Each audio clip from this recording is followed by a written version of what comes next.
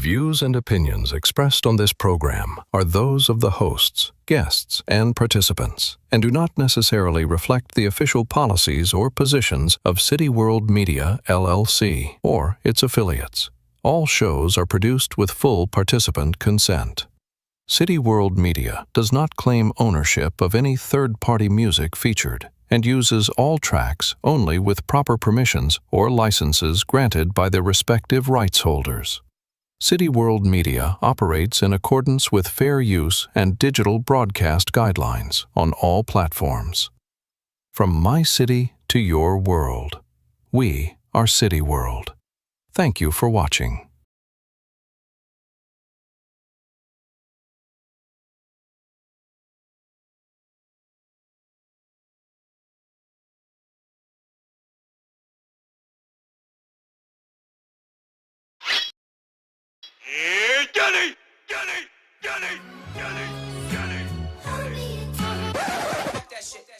Fuck that. It's time for Armageddon. Arm yourself, cause Armageddon is mad. Count down to Armageddon. Consider yourselves. The base is all loaded, the fans are on their feet. I step up to the plate and crack the back to the beat. Backpacks full of heat, full retreat. When I pull the wool from sheep, all my people about to rally real deep. Like the 92 riots in the violent Cali streets. It's the silent side of me that's more psycho than the beast. East Coaster, nasty as fucking eat jolts, a freak soaker. Sleeping over with my feet up on the sofa, so phenomenal. Abdominable snowman skin tone. I'm stepping off a sailboat, hair looking windblown. Cobra Kai feeling feet sweeping your shin bone. The sound of me clapping your bitch cheeks, my ringtone. About to go assault, you little cowards throw assault. Cause my heart's so empty like Al Capone's vault. Catapult, flaming boulders that smolder, aiming at soldiers. Better pray to Jehovah cause the soft days are over. It's time for Armageddon. Arm yourself, cause Armageddon is mad. Count down to Armageddon. Consider yourselves. Stamp them every letter, amputate them with a syllable. My imagination leaving lacerations on your physical. Your fabrication is assassination, we despicable. I cause floods when I'm graphing pages, it gets biblical. Hardcore snapping these rappers faster than poster boards. I'm like some Alexander the Great. Don't wanna go to war, the overlord, throw them overboard. My vocal cords possessed by the devil, you can't test me, you know the score. They said you was dope, at best you a joke. Every second I'll be penning reprehensible quotes. Ain't ready for smoke, I hit you like a fentanyl dose. Legendary flow, step to me, you left with no post. Know my lyrics fatal, each breath is like a tornado. Get strained with a microphone cable, say I'm unstable. Saliva so purine, the purest best shut your cake hole. Now lay low, better watch your spirit like you J. Cole.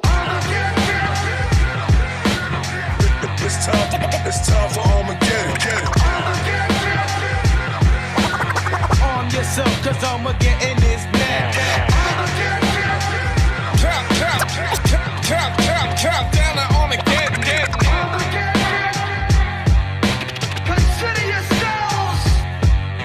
I rock with a Glock 4, like I was Bon Jovi. Exotic leather holster, keep the llama cozy. I'm efficient with the fish scale. Master electrician, no fiction, I know the plug well.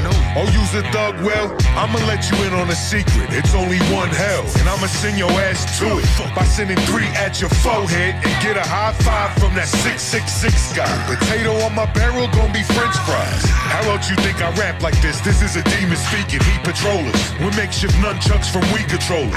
Spoil your meat, bash your head in with a toilet seat. The gold commode at the royal suite, make sure your voice to see. Remote weapons with details to make the little umbrella pop out your cocktail and shoot up through your nostril. Go to your bitch ass show, wait till you get on stage then. I eliminate your patrons with a chemical agent. It's time for Armageddon. Arm yourself, cause Armageddon is mad. Count down to Armageddon.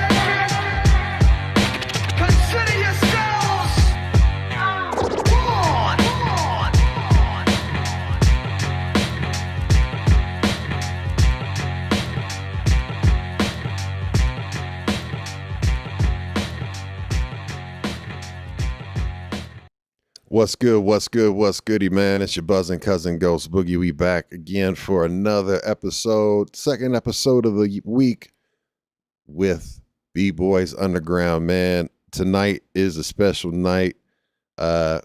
We've got an artist that I truly, truly fuck with and appreciate everything that he has done thus far and the stuff that he has coming up. It's the one and only Jim Alexander. He comes from the Strong Island. Jim's story carries a lot more than music. He grew up moving through different homes, different environments, and different versions of what stability was supposed to look like. Hip-hop became the place where he found identity, discipline, and a voice of his own, something that I very much can relate to, and has been something that has personally saved my life, man. He started writing young, recording as a teenager, battling locally, and learning through experience. Some of those experiences came with real consequences, in an addiction, financial pressure, broken relationships, and the loss of people that he loved became part of his life long before the larger opportunities arrived. Through it all, he kept working. Jim became part of Faded Kings, built Made for Kings record, developed his own visual work through Jim's graphics, and created platforms that document music and the people behind it. His catalog now includes records with Apathy, Celph Titled, Benny the Butcher, Sticky Fingers, Gore-Tex, DJ TMB, Stryke, Lex Montero, Chin Chen, and others.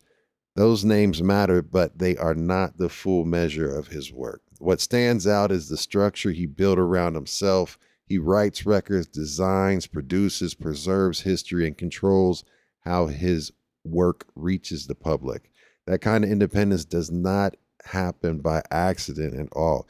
It comes from years of being overlooked, learning hard lessons, and deciding to take responsibility for the full vision. Jim has also been open about the people who helped shape him, especially his mother, his father, his teacher, Janine, his friend Sal, and members of the Faded Kings family. Their influence runs through the person and artist he is today. You know what? Tonight, y'all, we've got a special one. We've got the one and only Jim Alexander. So without further ado, let me bring him on screen. Jim, welcome to the show. Peace. What up, everybody? You're tuned in to B-Boys Underground with my homeboy Ghost Boogie. Yo, salute, man. Really appreciate you, and thank you so much for joining. And we got to give you the... Yeah. So what we just heard was Armageddon, man. And I just got to say, that's been one of my favorite songs I've been listening to nonstop since, basically, shout out to Gorilla Strong for linking up this interview. Much love to my brother right there. Yeah, Gorilla Strong. Peace, my brother. Yeah, man. We have Red Boy in the house, Herbs One, super dope beat maker right there. And of course, Vinny in the house and everybody lurking across all the different platforms. But what I wanted to do was what we always do here is ask the artist to kind of set the table in regards to what it is that we just heard, because it's very seldom that an artist gets an opportunity to speak directly to the folks listening to it for the 1,000th time, and I can't talk right now, or the first time. And what I'd like for you to do is share a little bit of backstory about that song, but also I want to get into the mind of Minota and ask you, what was going on in your head, if there's any type of backstories or any dope stories, but also what influenced you to write that song? What is the personal connection with that song and everything to you? So that record, believe it or not, it took a year to put together.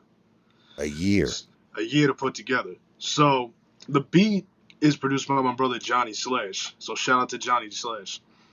I had reached out to Apathy at first, and I was like, hey man, I got a dope record. I only hear you and Celph on it, so I want to get you guys and put you guys as a feature for my album. And Apathy, yo, shout out to Apathy, man. Apathy's a real dude. Like, he wasn't playing no backstage shit and like taking weeks to hit me up. He hit me up right away and he was like, yo, beat's dope. He's like, let's make something happen. Fuck yeah.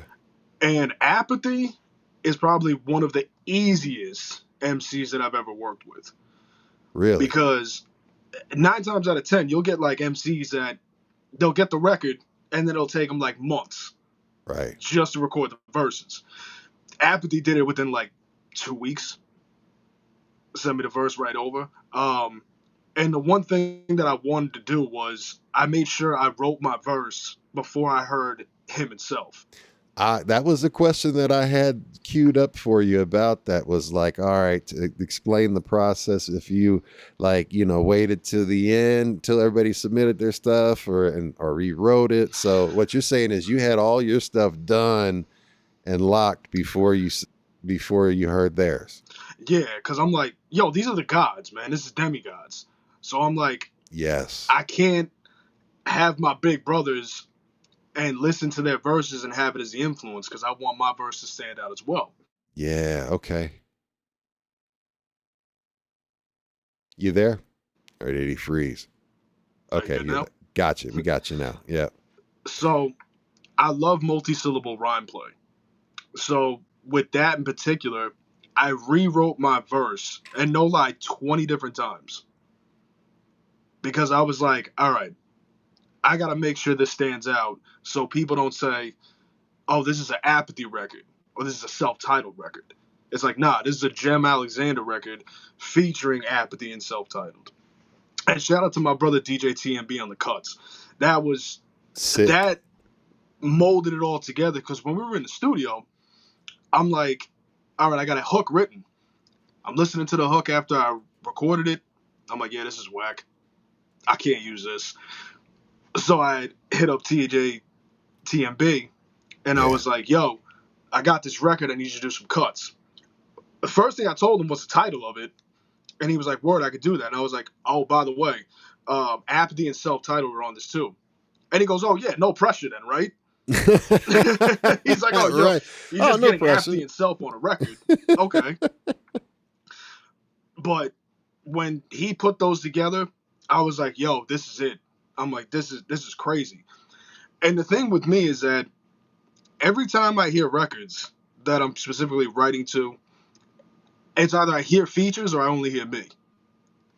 So the second that I heard that instrumental, I was like, yo, immediately Apathy and Self-Titled. Dope.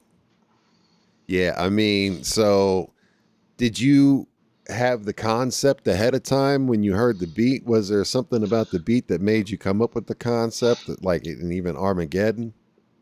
Actually, that's a funny story too. So when I had gotten the beat, originally the concept was going to be, and I don't know if some people will know this, if you've seen the Predator movies. Absolutely. Originally, it was going to be called Hunting Season. And it was supposed to be a play on Berserker, Tracker, and Falconer. So I was going to essentially use us three as if we were the Bad Blood Predators. So my best friend and my manager, Brendan, we're like smoking, we're talking. He's like, yo, you can't really use that because of copyrights. I was like, fuck. I was like, yo, you're right.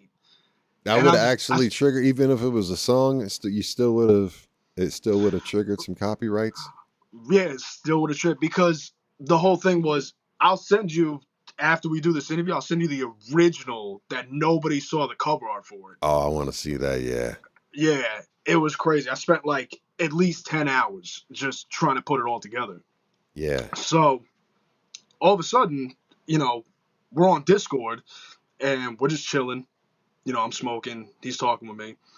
And then I can't remember if it was him who said it or if I said it, but somewhere one of us said, yo, what about Armageddon? And when I thought about the name, immediately when I saw Armageddon, the name, sorry, I saw the Demigods logo. I was like, yo, that would be perfect. I told him, I was like, yo, all good and love, my brother. I got some work to do. I signed right the fuck off. And I started getting to work.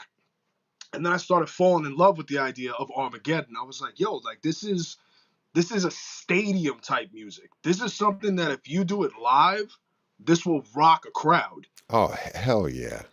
So I'm getting into that concept. And then in the spot that I'm at now, I was pacing back and forth, writing verses, listening to that beat like it was an addiction. I'm like, I can't get enough of this. And then finally, after like probably the 18th time I wrote, I was like, all right, this is it. Because every time I was writing, I was trying to come off really strong, but I felt like I was pushing myself too much. I was like, yo, let me just lay back. Let me just listen to the beat and just whatever comes to me, whatever comes to me. And the first lines was, stab him every letter, amputate him with a syllable, my imagination leaving lacerations on your physical. Because I was like, I want my verse, when people listen, to be like, yo, I got to rewind this. Like, I got to re-listen to what he just said. And that's what I thrive every time I write records. I'm an MC. I'm a rapper, but I am an MC. I thrive off lyricism. Hell yeah. And you can tell, I mean, pretty much when you listen to your entire catalog and everything like that, I mean, you've had and been, and like, especially even on that one, you absolutely carried your own with Apathy and Celph Titled. And that's not your first time being with them either, you know, but like, you know, like there wasn't anything where it was like, you held your own on that one, my brother, for real. Thank like you, that, my brother. Yeah. Basically, man, so what we want to do, and I didn't actually give you a heads up, but here's what I want. We always ask, like we always do about this time, we always ask the first question. The first question always starts and sets the foundation, which is the foundation of your career and your life and what shaped and made you and molded you to get you here to this point here today, which is, I need you to give me the first memory that you have associated with hip hop. And if the first or a couple memories that you have associated with hip hop, that's dope too. But you know, ultimately what I'm looking for is the moment that it really put you on the course, that it was like, this is something that I am going to do. And this is something that I can't get enough of, and all of that. Please share that with us. Absolutely. So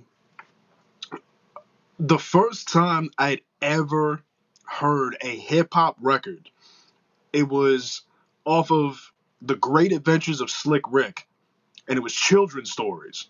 Oh shit. Yes, sir. That was when I first heard it. I played it so many times because I wanted to memorize it. I was like, yo, what is this guy doing? And everybody knows Slick Rick is the king of storytelling.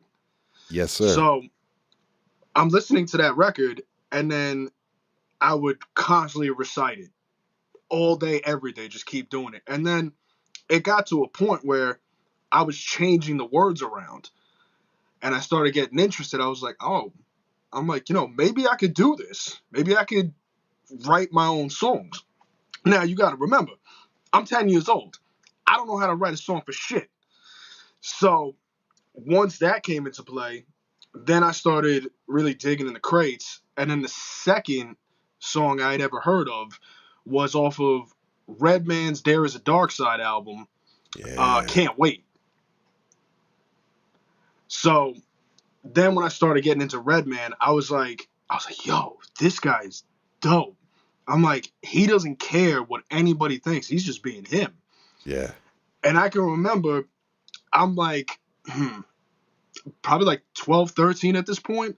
And the first line that he says in that, he goes, roar, roar, like I had cerebral palsy. And my mom can hear me saying this. So she's wondering what I'm doing. And during that, but like, God bless my mother. I love my mother to death. But at this point, you know, people would say like, oh, rap's a phase. that rap crap shit, and it was like, why That are was you my guys hating dad. on it? What'd you say? That was my father. Yeah. Because, like, you know what's crazy? My mother, she loved rock and roll, but she Yeah. also loved R&B. Like, I'm a huge Michael Jackson fan. So I love Boyz II Men. Are you Michael over Prince? Since you brought it up, I had to ask the question. I mean, I can't choose between the brothers because, you know, Prince does his thing, Michael does his thing. But now, if I had to sit in a room with either one of them, who would you want to meet the most and ask questions? It would have to be Michael. Okay. It would have to be Michael. Prince, I would want to sit and ask Prince about the business side. Okay. Because he was so ahead of his time when it came to that. With Michael, it was like he was so intricate in how he did songwriting and how he heard things. So I would want to pick his brain in that. I'd be like, yo, how did you get this melody? Where were you when you heard this? So, you know, give him that. My mother loved those type of artists. Once rap came into the picture, it was kind of hard for her to understand it. Got you. During that, so then right after I heard Redman, then another MC that inspired me was Craig Mack. Gotcha. And Craig is right from my neighborhood. Oh, okay. Yeah. So, and I also, shout out to Charlie Murata. Salute. That was his engineer and one of his closest friends. Okay. I record over there from time to time too. So shout out to Uncle Charlie. Uncle Charlie. So Craig Mack, to me, he had the dopest voice and his flowing cadence was just smooth. Yes. Like, what was it? His, not Flavor in the Ear. It was Get Down. Okay. Yeah. Bro, I played that record like it was my job. Okay. It was just, I fell in love with how he wrote and how he would put things together. So, given that, those are like the three core MCs that molded me into the man that I am today. That's dope, man. So that's a hell of a list. And question for you, man, because, you know, you mentioned Craig Mack, and it's such a bittersweet story, man, as far as what happened and how the shit went down, you know, at Bad Boy and everything with him. And he had such a promising career, and, like, you know, when Flavor dropped, and I mean, that's especially with the beat and everything like that, it just, you know, that was played nonstop, playing in the clubs, playing at party. You had, everybody wanted to hear that, you know. And then, you know, business happened, and unfortunately, you know, and then he had to go through everything that he had to go through. And I think it's unfortunate. Is one of those stories that, you know, it's, you see the rise and the fall, or you see the promising, and, you know, people call people one-hit wonders or something like that because, you know, they didn't ever get the actual push that they needed after their initial single. They never got the opportunity, right? But they still had quality material. So, yeah, man, like, mad love to Craig Mack, you know, but, so, and Redman, man, I mean, that's Reggie Noble, man. Yo, another thing maybe people might not know. Reggie, I think it was 4 years ago. Yeah. Maybe 4 or 5 years ago, I released a joint called All I Need, I Get High. And yes, if you watch the music video. I love that video. We can play that a little bit later. Yeah. Everybody in that video is like all my closest friends. So I had reached out to Reggie because I wanted him to hear the song, and I just wanted to get his feedback on it. So I sent him the joint, and I think it was like maybe like a month later, all of a sudden I get a video in my email, and it's Redman promoting my single. Wow. And he even says, like, bro, he held nothing back. He's sitting there and he's like, yo, I want my bag of weed before this drop, you fucking asshole. He's calling me an onion head and shit. I'm like, this is Reggie. Hell I yeah. remember exactly where I was. I'm at my 9 to 5. I'm under this truck, and as soon as I see it, I slam my head right under, and I'm like, oh my God. But I was so happy, my adrenaline was running. Yeah. I didn't care. Yeah, I mean, that had to have been like, you know, in itself, confirmation and validation as far as like, got that cosign. I was inside. The 14-year-old in me was jumping up and down, running miles. But I'm like, I'm at work. I got to keep my composure. And then as soon as I went outside, I'm smoking a cigarette. I'm watching that video over and over again. I'm sending it to my mother. I'm sending it to all my boys. I'm like, yo, you guys will not believe what I just got. And I posted it. You know, I gave him his flowers. Because, yo, if Redman didn't exist, I wouldn't be here. Wow. I wouldn't. If it wasn't for Redman, Craig Mack, Slick Rick, and I got to give a shout out to my uncle Lex Montero. If it wasn't for those MCs, I would never have started rapping. Yeah, man. I mean, and of course you mentioned, you know, the one and only Slick Rick. I mean, his, like you said, storytelling was amazing. You know, the very first time I heard him, of course, was Lottie Dottie off of the, you know, the show and all of that stuff. And, the show and then the B-side for Lottie Dottie. And then, of course, when his album came out, The Adventures of Slick Rick, like, man, that whole album was crazy. And then, you know, with him doing the voices and all of the different stuff, right? He just was, but when Children's Story hit, I mean, that's still a song that you put on and, you know, it goes. It always goes, man. You know what I mean? Bro, the brother made me want to wear an eye patch. Hell yeah. Like, I remember for Halloween one year, I was like, yo, where can I get like a diamond encrusted eye patch? Right. They're like, yo, you can't get a diamond encrusted eye patch. So I had my homegirl, I got an eye patch. She glued them all on for me.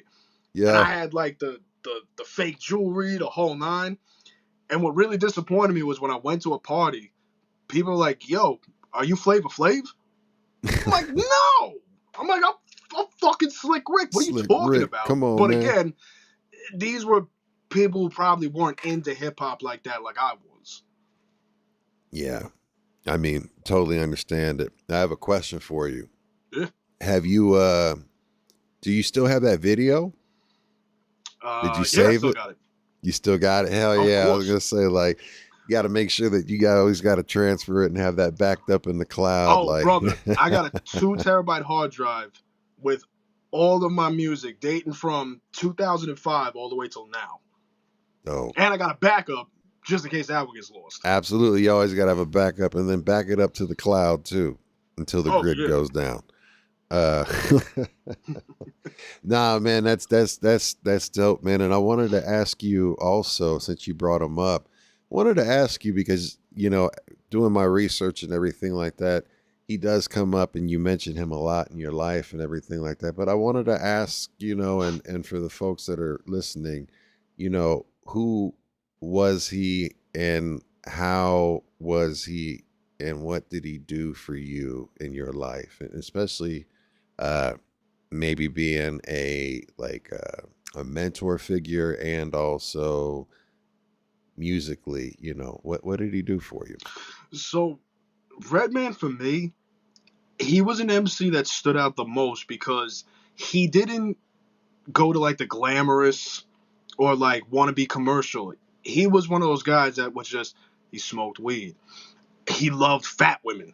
He talked about his drawers being dirty. He would always, he wasn't afraid to be himself because in hip hop, certain MCs care about their image a lot. Like the term, like, you won't catch me slacking, meaning like, I'll always have a haircut. I'll always have fly gear on. But Redman, he didn't care. He would wear shower caps. He would have like a dirty roach in his ear. I'm like, yo, like, this guy speaks to me because his Cribs episode was amazing. Yo, when he was taking the doorbell And he's like, yo, you got to do it like this. But see, that's what I'm saying, is that he wasn't Hollywood. He's like, yo, I'm just a dope MC. I live right here in the hood, and this is where I love to be. He didn't want to be up in, the valleys and buying these expensive cars and doing this. He's like, yo, like, I grew up with nothing. I got a lot of money, but I can still live good and not waste it on dumb shit. Absolutely. So for Redman, I would study every one of his albums, all of his records. I've listened to There Is a Dark Side probably more times than any record in the world. Same thing with Muddy Waters. It's because I didn't want to steal his style, but I wanted to figure out how I can emulate it, but in my own way. Absolutely. And the thing with Red is he's one of those MCs that when he's rhyming, you got to rewind it. Mm-hmm. You have to. You're just like, press rewind if I didn't blow your mind. And then even like when he did that joint, what was it? Not Let's Get Dirty with Christina Aguilera, because he had a song called Dirty. Mm-hmm. And then he jumped on Christina Aguilera's version of Let's Get Dirty. I was like, all right, so he can still get fly women and he's still being himself. I'm like, that's what I want to be as an MC. I want all my flaws, everything about me all out there. I'm like, because you can't destroy me. The one thing you can't take from me is my love for hip hop and my lyrical ability. Hell yeah. Because when you're a lyricist, it's kind of like having a superpower.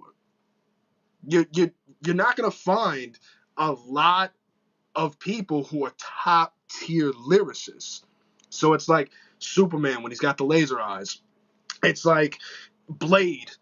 He has the super healing, the swords. So to me, being a lyricist and an MC was like having a superpower. So it would keep pushing me to always outdo myself in every song and every verse that I would write. Yeah, and that was something I was going to ask too later on. But like, as far as you listening to those, MCs and everybody that you listen to, how hard was it for you? Like when you said you wanted to be of that caliber and kind of emulate the essence, but not the style, and not be a biter or anything like that. You wanted to be your own, and how hard did you have to, when you initially started writing rhymes at 9-10 years old, right? And, by 13 you had a book full of rhymes, like how did you go and go over the actual stuff that you were writing and being like, nah, I don't want this sound? Did you ever have to go back and like, this feels a little bit too much on the head, let me go back? Oh yeah, all the time. And I tell even like up and coming artists, your first rhymes aren't going to be good. That's the whole thing. Is like, you wouldn't rush a painting, right? Right. You're always trying to perfect it. You're always adding layers. It's the same thing with rhyming. You're constantly interchanging words. You're constantly trying to find that, oh, that's dope, I'm going to do it. So during my writing processes, I would write a lot of styles in Redman. I would write a lot of styles in Slick Rick, Craig Mack. And then after, I say like 4 years, I started to like, okay, now I gotta put this together in my own way. And then during that time, I started noticing like my writing isn't bad, but I could just spit talking shit. Like that's the one thing I don't know how I always got good at. And that's where I fell in love with like battle rap. Because I tell everybody, it's one thing to write a song, it's a whole nother thing to battle. And a lot of people couldn't understand that. They're like, oh, it's just rhyming. No, they're two totally different calibers. Yes, they are. So my writing process, I would just write all day, all night. Like, when I was in school, I wasn't paying attention. I was a dumbass teenager. And I would have this green book when I was in middle school. I also draw. So I drew like a dope graffiti Chinese dragon. And I went by the name Alex Lee at that point.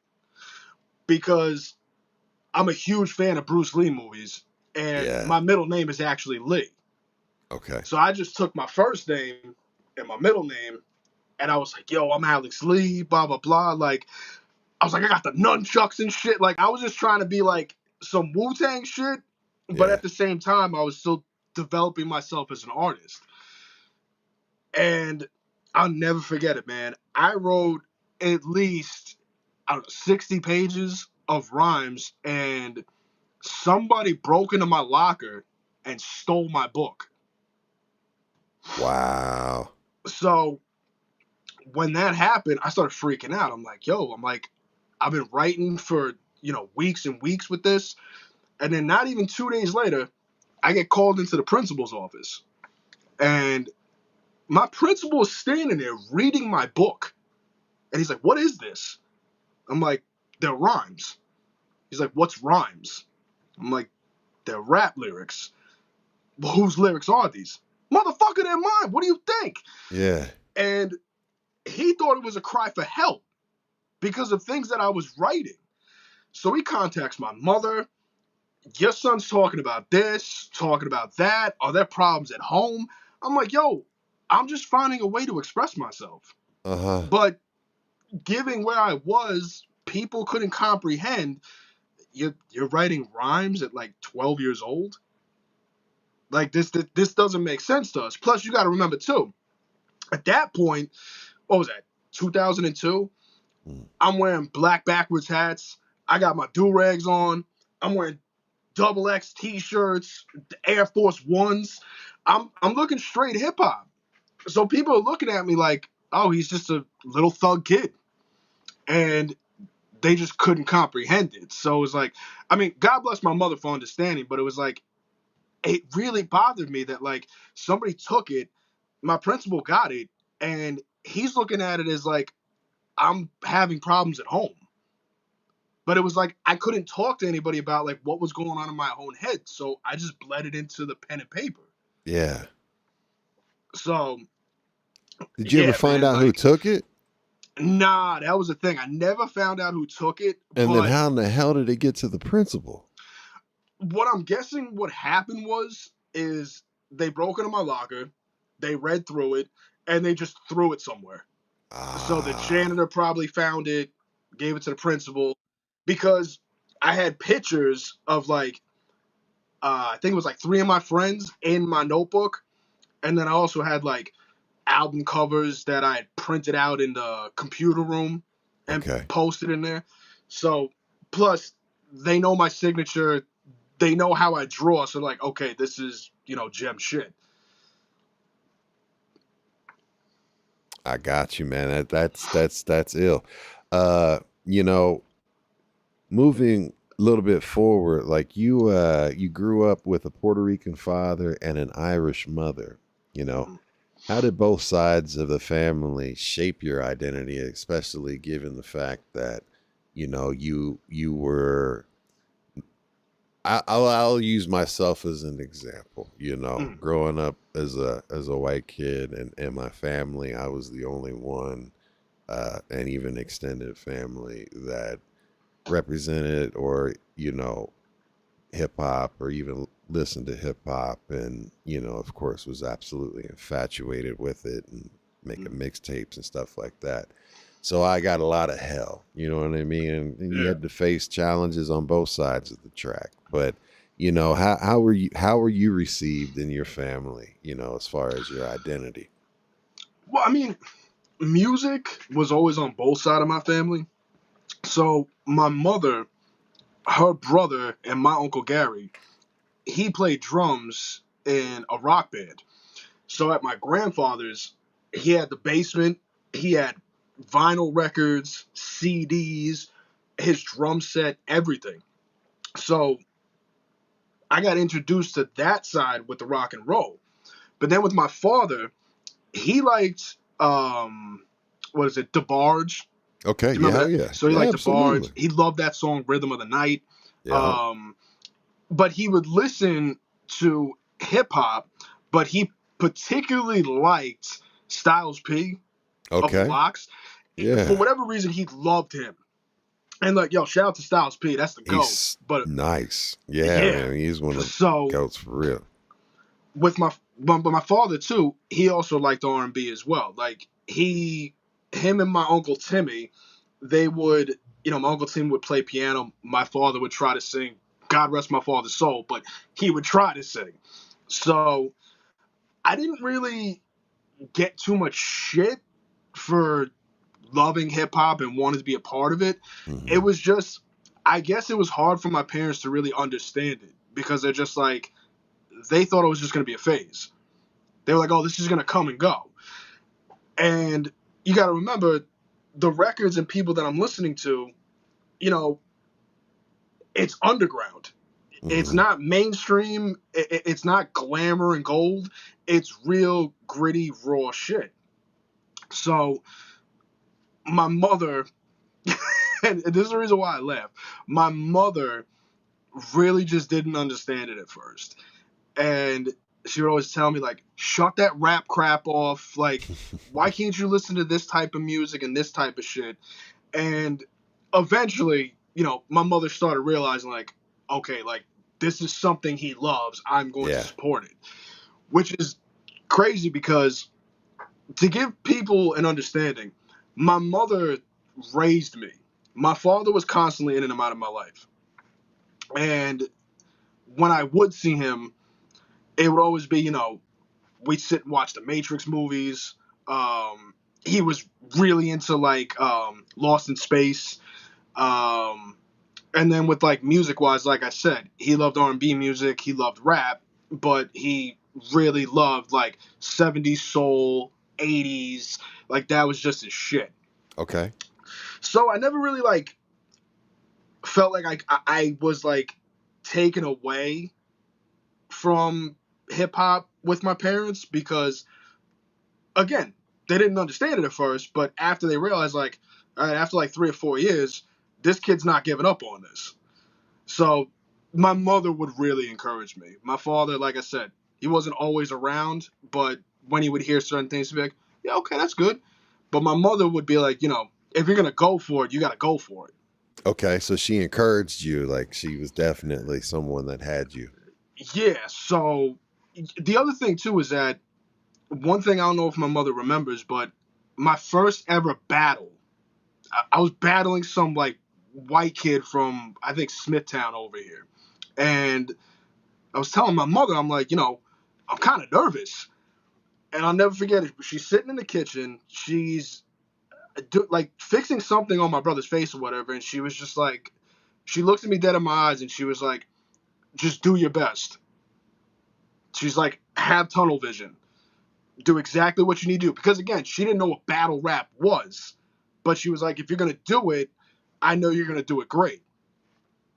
And just having my mother say that meant a lot to me. I was like, okay, like, she's not telling me, maybe you shouldn't do this. Why don't you go and do this? Why don't you go and do that?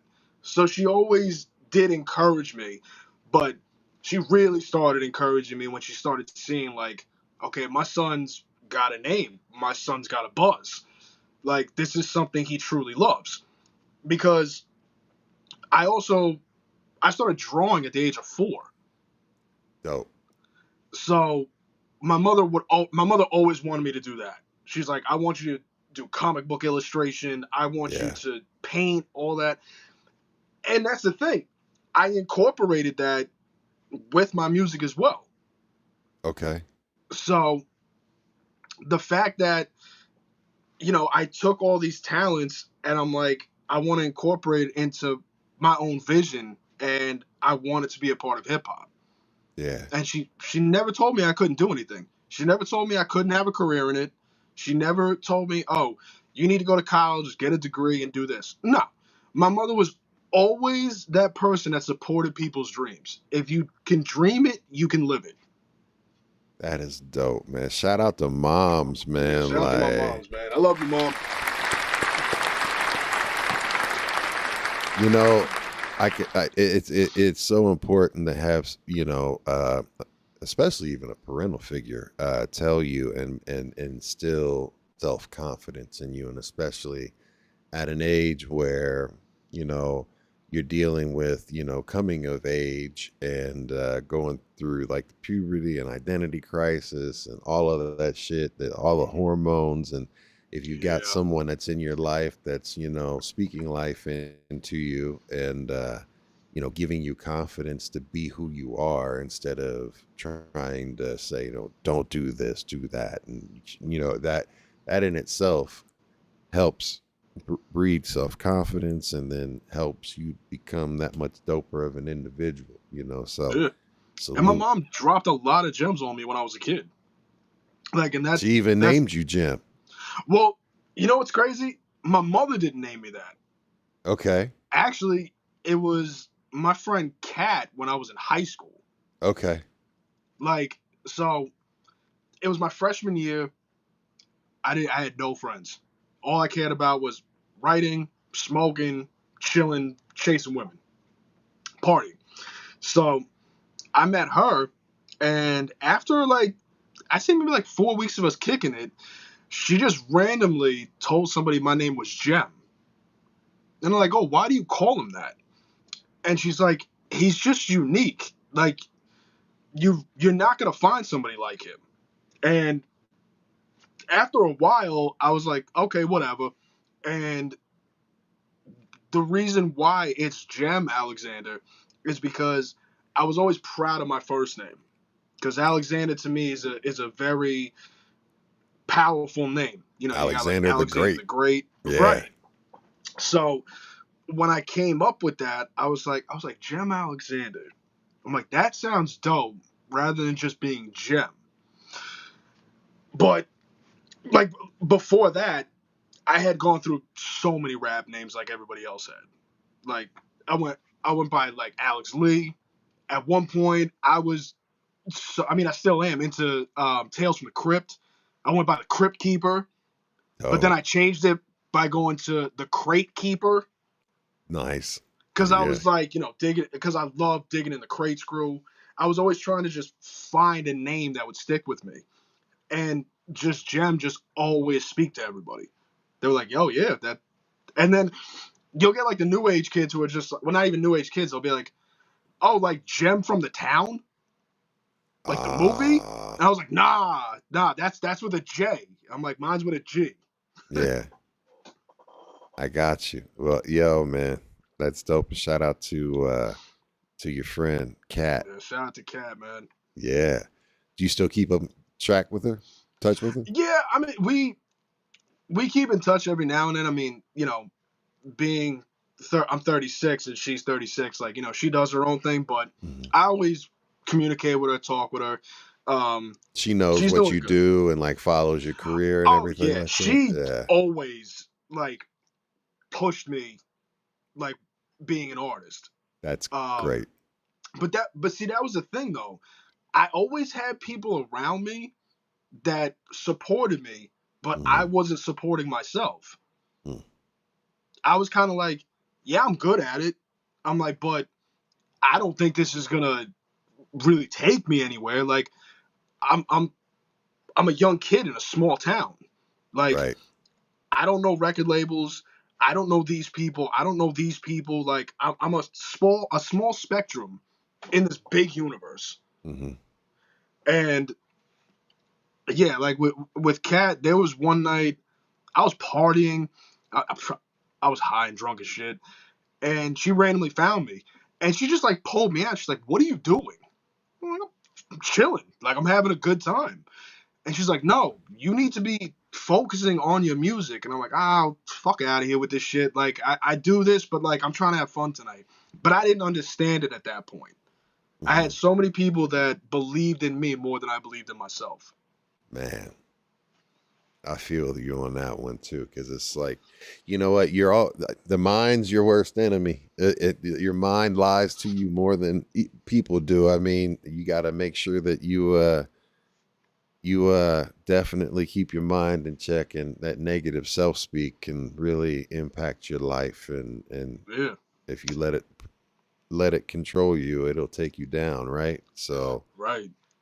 that's that's important message for all of y'all. That was a gem right there he dropped on you, man, because that is That's true. right. Yes. You know, also you described moving through different homes and schools and even economic environments. You know, what did those changes teach you about people? Speaking of like Cat and people that you were associated with and around and stuff like that. So when I was younger, I lived in a predominantly Spanish and black neighborhoods. So like all my neighbors were Spanish and black. So Hmm. growing up in that environment, I never saw color. It was just people. Right.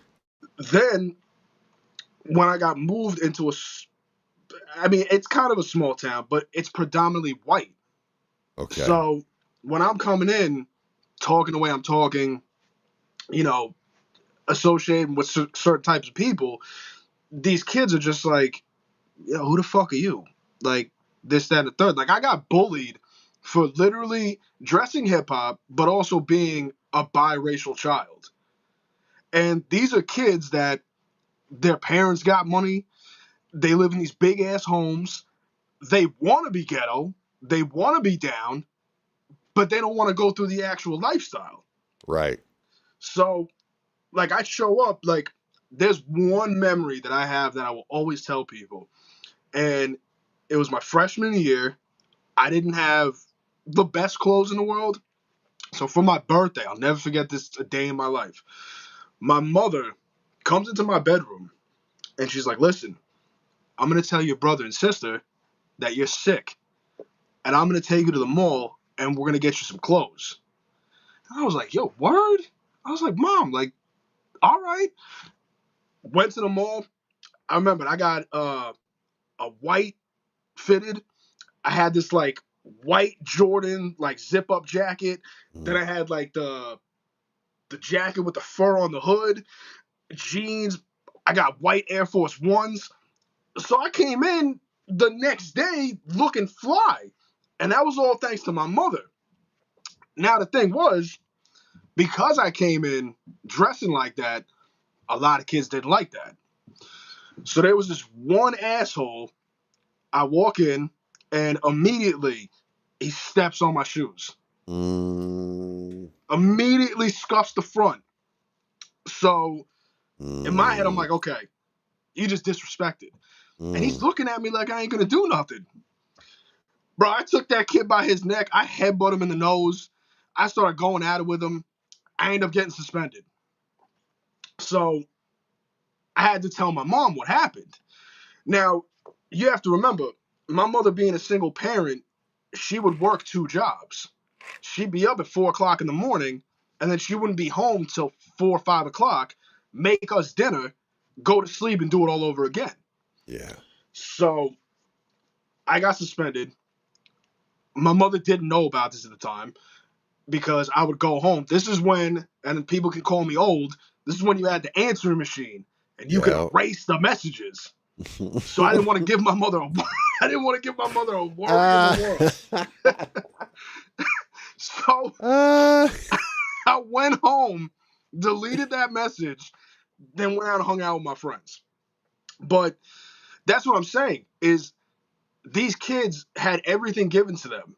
Yeah. And the fact that my mother took her hard-earned money and wanted me to be happy and look presentable in the way I wanted to, that meant the most to me in the world.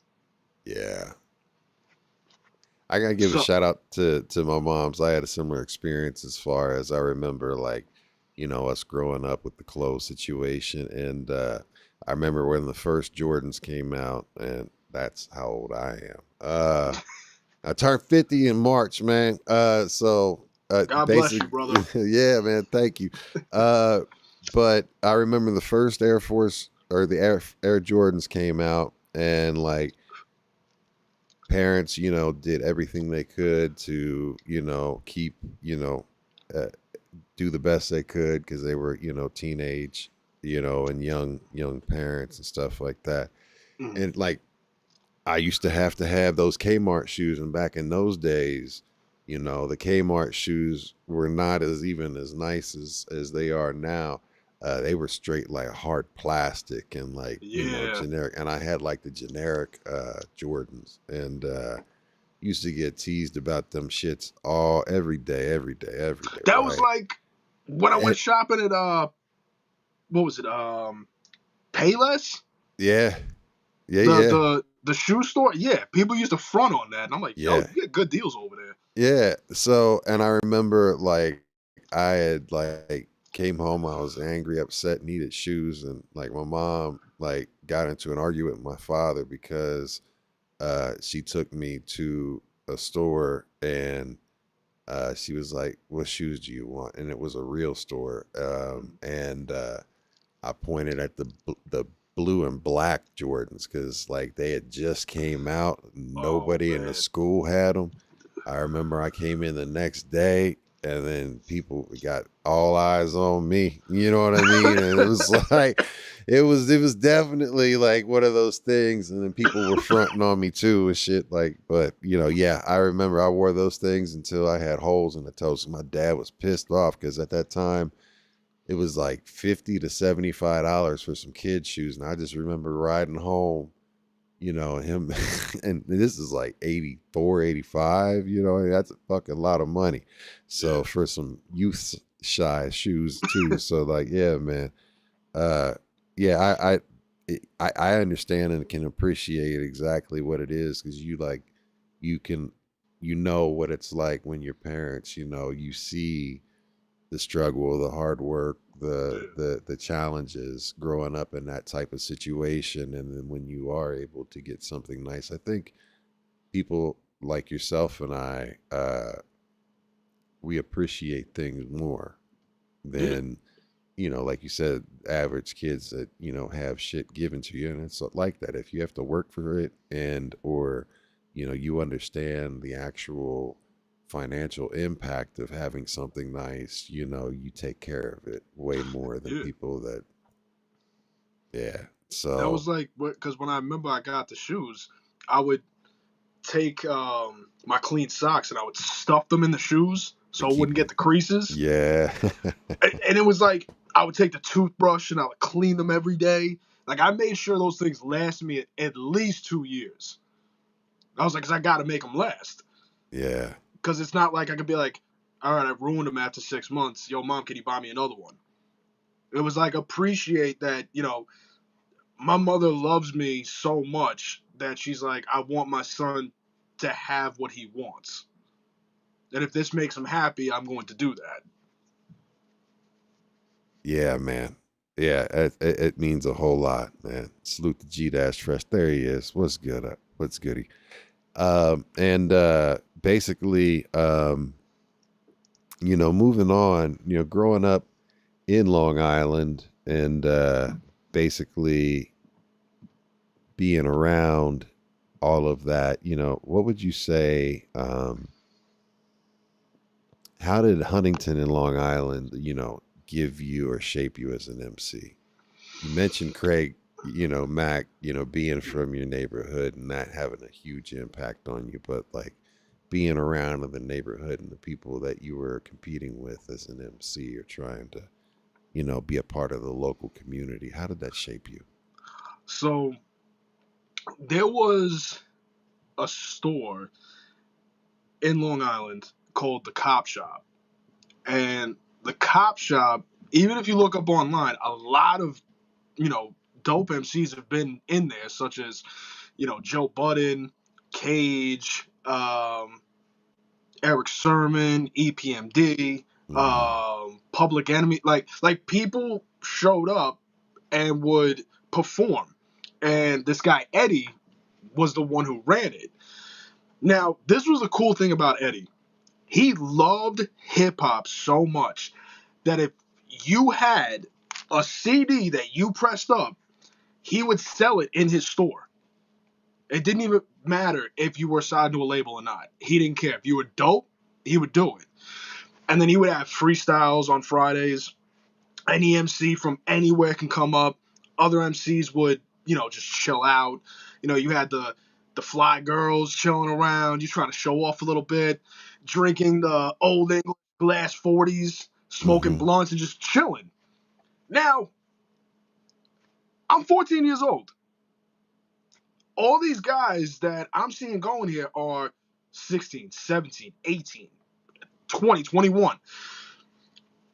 So in Long Island, you got dope MCs such as even my people, Stryke, DeMarco, Lex Montero,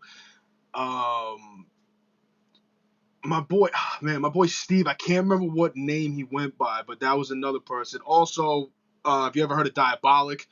Diabolic's from here too. So Long Island is like, everybody is so starved and so hungry, especially MCs. We will go anywhere. It doesn't matter where it is. And we are not afraid of anybody. You tell us to battle somebody, we're going to do it. You're going to pay us to go here and perform, we're going to do it. We're going to put on a show. Plus, over here, there's not really anything else to do. Like, they got boats, there's docks and shit. Then you have, all the major streets and everything is so close. So, like, everybody knows everybody, if that makes any sense. Absolutely. So, for Long Island, for me, is like, I have it tattooed right on my hand. I am not ashamed from where I'm from.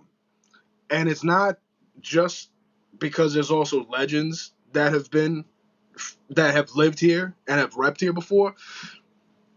It's if I didn't live here, and I always think about that. When I was 11, I remember my mother wanted to move us to Florida. And I always think about that. Yo, if I would have moved to Florida, would I be here? Would I be here right now, what I'm doing now and in my career? So for Long Island, you got to have tough skin. You have to. If you don't have tough skin, you're not going to make it over here. And even the neighborhoods, like, the one thing I loved as a kid growing up, living in Huntington, your neighbors were your friends. My mother would, I hate that I can't remember her name, and I love her to death. Because my mom worked, we would get off the bus and we would go to her house and we'd hang out with her and the kids, watch TV, watch Star Wars and shit. And that's how it always works. If we could all help each other out, that's what we did. Then as a teenager, when I moved to Northport, or East Northport, it was just culture shock. It was like, everybody's house is nice. You got a backyard? You got a 2-story house? Like, what? Right. So, again, like, for me, I'm proud of the neighborhoods that I grew up in. I'm proud of having this written on my hand that I am from Long Island, that I am from Strong Island. And honestly, like I said before, if I didn't grow up here, I wouldn't be at this point of my career. Yeah. It shaped me into everything and anything. Now, there's certain things that I've done in my life that brought me to this that I'm not happy with. But again, you got to go through trials and tribulations. Yeah. So, yeah, Long Island, it's a good and a real fucking expensive place to live. Yeah. Bro, yeah, man. Cost of living's crazy there, too. Yo, New York is just like... I know New York is ridiculous. Bro, like... $2,000 a month. $2,000 a month for a closet. Yeah, straight up. Yo, if you go on Facebook Marketplace for housing or apartments, you're not going to find anything for less than like $25 to $3,000. Yep. That's how it is here in Colorado, man. Yeah. And it's small as fuck, too. Yeah. Man, like, for real. But no, that's dope. That I can definitely, I think that, your surroundings definitely shape you as who the person you are in the beginning, and especially when you come from an area where you have to make sure that, fitting in is also getting in where you fit in. Yeah. Yeah. But that's the thing too, is like, as teenagers, I don't care what anybody says, everybody wants to fit in with a crew. Yep. So if you're constantly by yourself, I feel those type of kids, because I was that kid, the more time I spent by myself, the more I started understanding myself. It's like, okay, I could do this. I don't have to go do that. Because I wasn't a sportster. Like, I played baseball, a little bit, but it wasn't like my calling. Same thing with like basketball. I like basketball, but that wasn't my calling either. These were just hobbies and things that I liked. But then it was like, when I got my own room, I was able to like put myself in my own world. Like, Yeah. you could close that door and you can listen to your favorite record. I don't care what anybody says, because every MC has done this.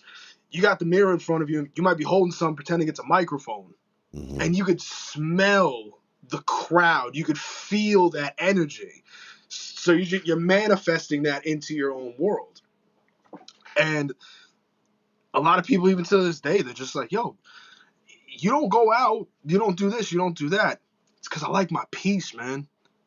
I like where I'm at. Like, my home is my canvas, and I can always add to it. Absolutely. It's nice to be able to have solitude sometimes instead of the chaos. Yeah. It's like, yeah, if you want to go out every once in a while, but not do dumb shit, then yeah. But 9 times out of 10, it's like, I like being home. I work. I like to relax. I like to chill out, maybe sit and watch a cartoon for 20 minutes and then start working on Photoshop. Like, just being able to be able to control your leisure is the same way how you can control your career. Yeah. If you make your passion your paycheck, you can't go wrong. Yeah. Absolutely. For real. And you can't, in regards to can't go wrong, it basically helps you with your mental health and basically everything in regards to being able to do what it is, find out what it is that you love, and then do it and make a living off of it. Right. That's even if huge. What did Possess say? He said, even though I'm destined to fail, it doesn't diminish my drive. So that part. Yeah, if you love something, you're not gonna get love without hurt, and you're not gonna get amazing without disappointment. Absolutely. And you mentioned, go ahead. Sorry. No, go ahead. I was just going to say, just to get back to the part where, like, when you mentioned, like, when you first started writing rhymes and everything like that, or when you first start doing anything, it's not your best. I mean, not necessarily you say it sucks, but basically it's you trying and learning. And the part that, is most important to people, that, a lot of people don't do things because they're afraid it's going to suck, but you have to realize that you have to learn and you have to start somewhere, and there's the failing is the growth, the learning, right, the progression, putting in the reps, the 10,000 hours, as you say, right? If you don't start, you'll never get to be great, right? Not everybody's just born great. Well, it's, what it is? I think people, and I don't really care for it, is like, I don't look to please others. So it's like, if you want to tell me my shit's whack, that's your opinion. Everybody's entitled to their own opinion. I just had some guy, it was like last week, I don't go down the wormhole of social media. Like, I post, like, I do what I'm supposed to, but I'm not active like that. Yeah. So this cornball goes on YouTube and he comments on a video of the beef between Cage and Eminem. Okay. And because I know the guy who made the video and put it together, he's a good friend of mine. He goes by Fat Cage on Instagram and YouTube. Really nice guy. So that this guy comments, he was like, yeah, this this joint is whack on a Anno Domini beat. So I'm like, all right, whatever. I'll be petty. I'm like, all right, that's your opinion. That's fine. He just keeps going. He's like, you shouldn't have responded. I was just talking about Cage. Now I'm going to talk about you. Oh, wow. So I'm like, all right, bro. Like, I'm about to find out who you are. So I found out exactly who he was in 5 minutes. Shit. I took a screenshot of what he looked like. I was going to post all this shit. I didn't do it. So I hit him up on social media. And exactly what I said was, I don't know if this is really you, but I do believe this is you. Now, I don't know who's spitting your fucking cereal or if your parents didn't love you enough, but why do you have the time of day to disrespect my art and you're promoting yourself as a beat maker? Like, you're already fucking up. Like, you could have just reached out to me. You could have been like, I wouldn't have let him do it, but you could have been like, yo, I like that song, but let me remix the beat to make it sound better. Yeah. Shit like that. And then it's like you can develop a relationship. But he just wanted to be petty. He just wanted to be a dick. But that's what I'm saying is like, I don't let things bother me. Because once again, at the end of the day, I've put in my hours. I know I'm a dope MC. I know I'm a great artist. I don't flaunt my accomplishments. I don't rub shit in people's faces. But I have the confidence enough that if you want to go at me lyrically, make the right choice. That's just it, bro. I tell my closest friends, like when I first met them, yo, we can make great shit together. But if you ever think you're going to come at me lyrically, I promise you I will destroy you. Yeah. Because I put in the hours. I've studied the masters. And I'm never going to reach the master level until after I'm gone. The last song will always be the mastered song. That's the way I always look at it. The Gotcha. older you get, the more syllables you find, the more flow patterns you find, the deeper you can go into the realm of your mind and intricate and make great songs and just great rhythmic flows. Yeah. There's the wisdom that comes with it too. I mean, it's the additional hours, the hindsight, you are, if you are wise, you're looking back and learning the lessons that life taught you. So that's important. Correct. Yeah, man.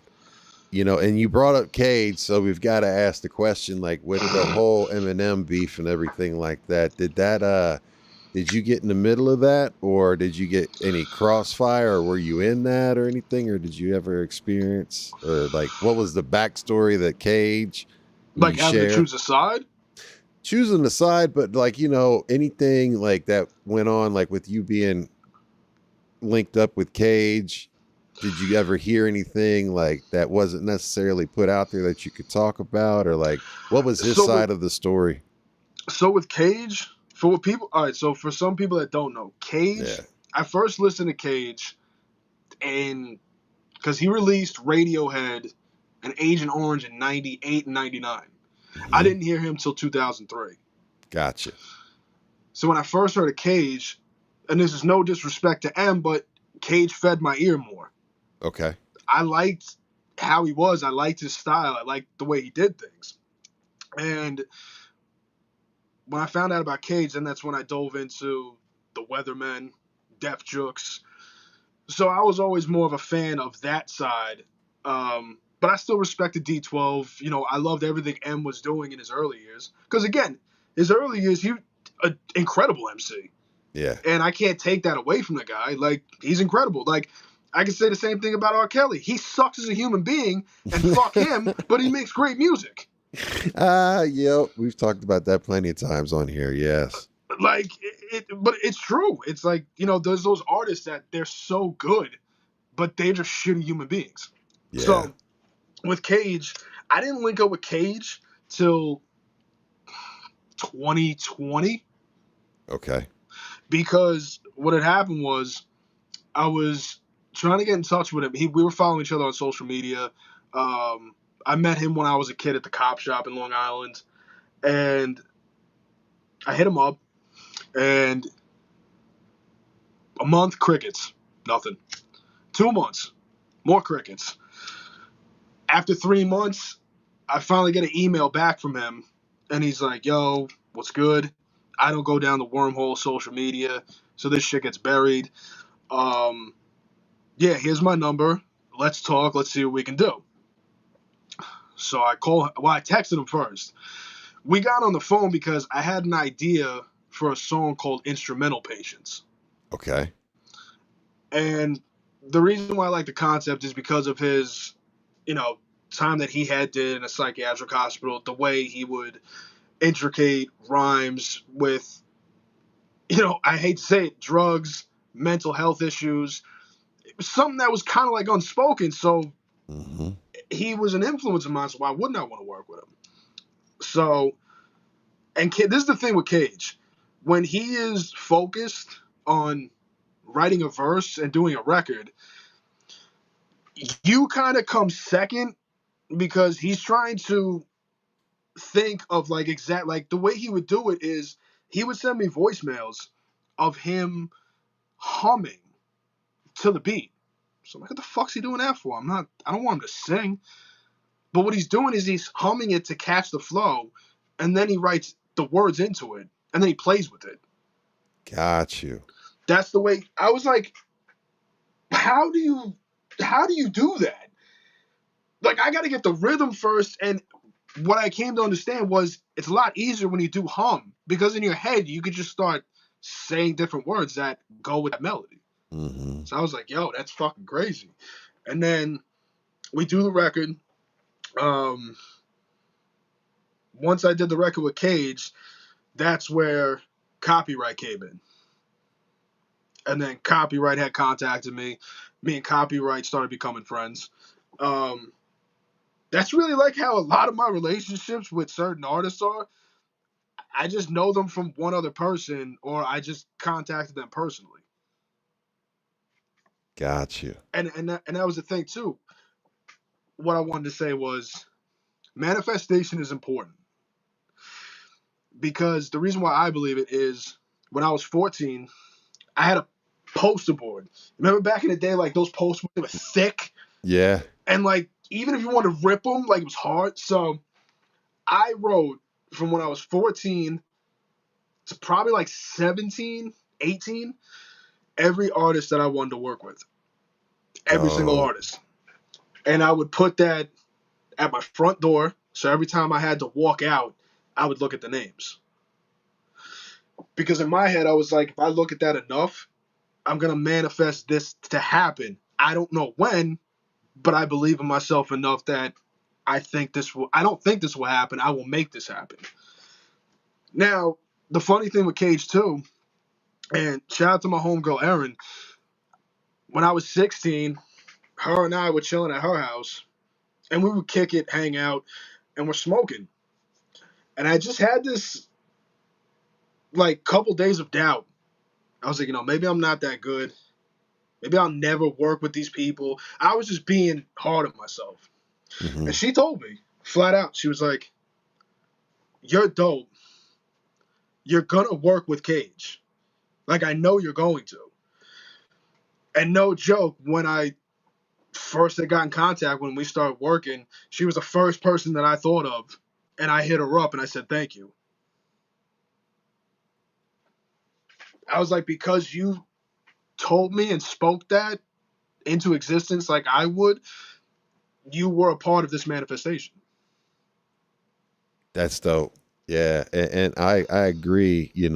That's something I've been practicing a lot since some of the life has been life and, throughout the last 10, 15 years, because if you think negatively, you attract negative things, right? If you think bad things or you worry, or you stress about those bad things, you're just pretty much drawing those things to you. But if you wake up with a sense of gratitude and you also really like, I'm going to do this, I'm going to get this, or I'm going to achieve this, I'm going to be this. And you start taking the steps and they just naturally take you there. So, I mean, absolutely, that can't be a better story to share. And, Speaking about, people that were important in your life, a person that comes up, in the research and basically, tell me about Sal before we Oh man, discuss his influence on your career. Tell me about like what kind of person was he? bro, Sal. The first time I had ever met him, we were at some house party, and his nickname was Big Sal. So he was this big Puerto Rican that was the nicest guy in the world, slick, always had girls around him, and he wasn't afraid to throw down. So him and I just like, you ever get one of those people in your life, like the first time you meet him, you feel like you've known him for years. Yes. That was literally the connection that we have, because we didn't even talk about music. We were just talking about what we wanted to do that night. I was like, yo, and I remembered, I was like, yo, I like your girlfriend's friend. He was like, was she looking for a friend? So I was like, all right, what? So we just, I'm just like, instant wingman. Yeah. So it was like, yeah. And then I'll never forget, after that, we just hung out every single day. And there was an incident. We were outside of 7-Eleven. I'm 15 years old. And it's like these 4 dudes that, for whatever reason, they just had a problem with me. They wanted to jump me. Yo, no joke. And I have this saved when he told the story. He was like, yo, these guys wanted to jump him. And he's like, I stepped in. And I was like, yo, that's my primo. We'll fight all of y'all. Just me and him. We'll fight. And this was the thing with Sal. If there's 4 people and it's 2 of us, we're going to hurt some people, but there's going to be that one guy. So it's like, he wasn't afraid to pick up a bottle if he had to. But that's when it was like, somebody actually cared. Yeah. That was like, he's like, I'm not going to let my bro go out like that. Yeah. And if it wasn't for him, I wouldn't do all the things that I'm doing now. Like the best advice he had ever gave me, and what he forced onto me, which is what made my career what it is he said, you got to be your own machine. I do not want you to rely on one single person. You know how to draw. You know how to write rhymes. You know how to talk and market with people. And meaning market is like, I could talk to women. I could talk to homeboys. I was good with like being a people person. Yeah. And during that point in time, though, I was also in my active addiction. So I would just get high, focus on music, chasing women. But there was always the chasing women or just doing dumb shit was more important to me.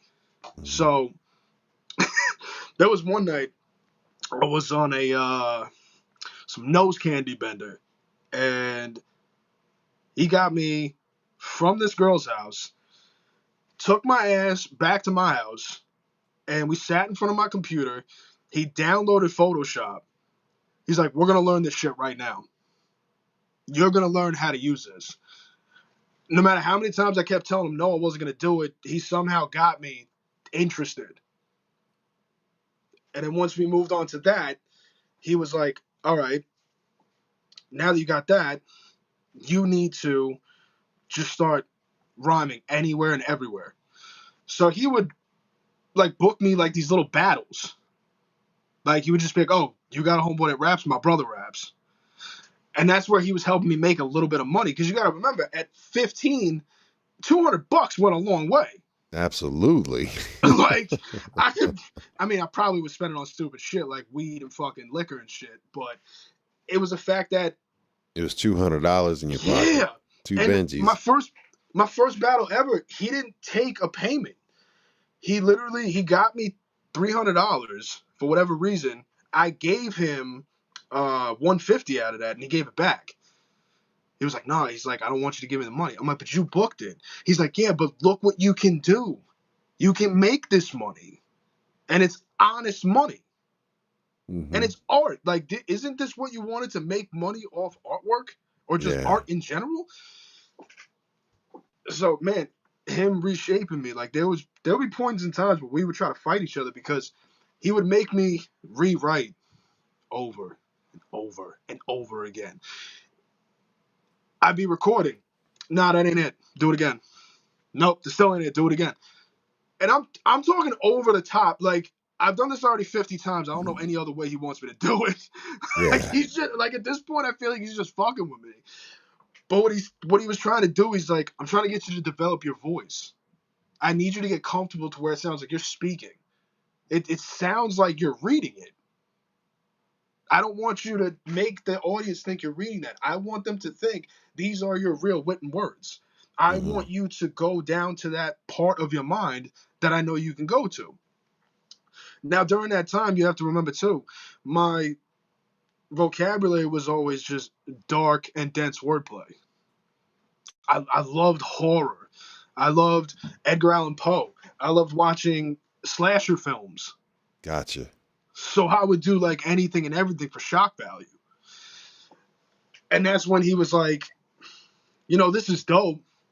He's like, but I feel like you can do more. You don't just need to be sticking to one thing. So then he had me record this R&B record. I was like, bro, I'm not doing an R&B record. He's like, no, you're going to rap. And I'm going to get somebody to do the hook. He's like, but just write to it. I didn't want to do it. Because I was like, I like this dark dude, so if I go to this soft shit, people are going to look at me like, eh. But, and he did make a point. He was like, and this is no disrespect, ladies. He's like, you like bitches? I'm like, yeah. He's like, all right, well, if you don't make songs for bitches, then you don't like bitches. That's Tupac. That was the Tupac formula. I was like, yeah, so I'm like, all right, you got a point. I get it. Okay. All right. You got a point. You're right. I can do this. And then because I did that, then I became comfortable with doing records like that. Because I'm like, nobody wants built testosterone records all the time. Right. And to be versatile is great. I don't have to give up being a lyricist to be versatile. Yeah. Now, am I going to, rap over an EDM record? No. am I gonna rap to a country record? No. But if something piques my interest, I look at it as it's just a challenge. Like, can I do this? All right, let's find out. That's dope, man. I know he passed away, and R.I.P. to that. And that was to lose someone in your life that meant that much to you and made such an impact and believed in you like that. Do you still hear his voice when you lose focus? Wow, nobody's asked me like that. Yeah, because I do still have those moments where like I'm in my head, I'm not talking, and I can hear him say certain things. Like when it just comes to mind. But when he passed away, I stopped making music for like almost 4 years. Wow. Because that's when I went completely down the rabbit hole. And I was doing, what was it? Probably, it was 3 Xanax, the school buses. The Xanny bars. Yeah, Percocet, and then morphine if I can get a hand on it. And I was also doing coke every day. Gotcha. Like that was definitely a moment where I'm just like, I can't handle this. Like I can't handle this sober. Yeah. And it sounds really stupid now, being, that I'm clean and everything, but back then, like, you didn't tell anybody about your addiction. Nope.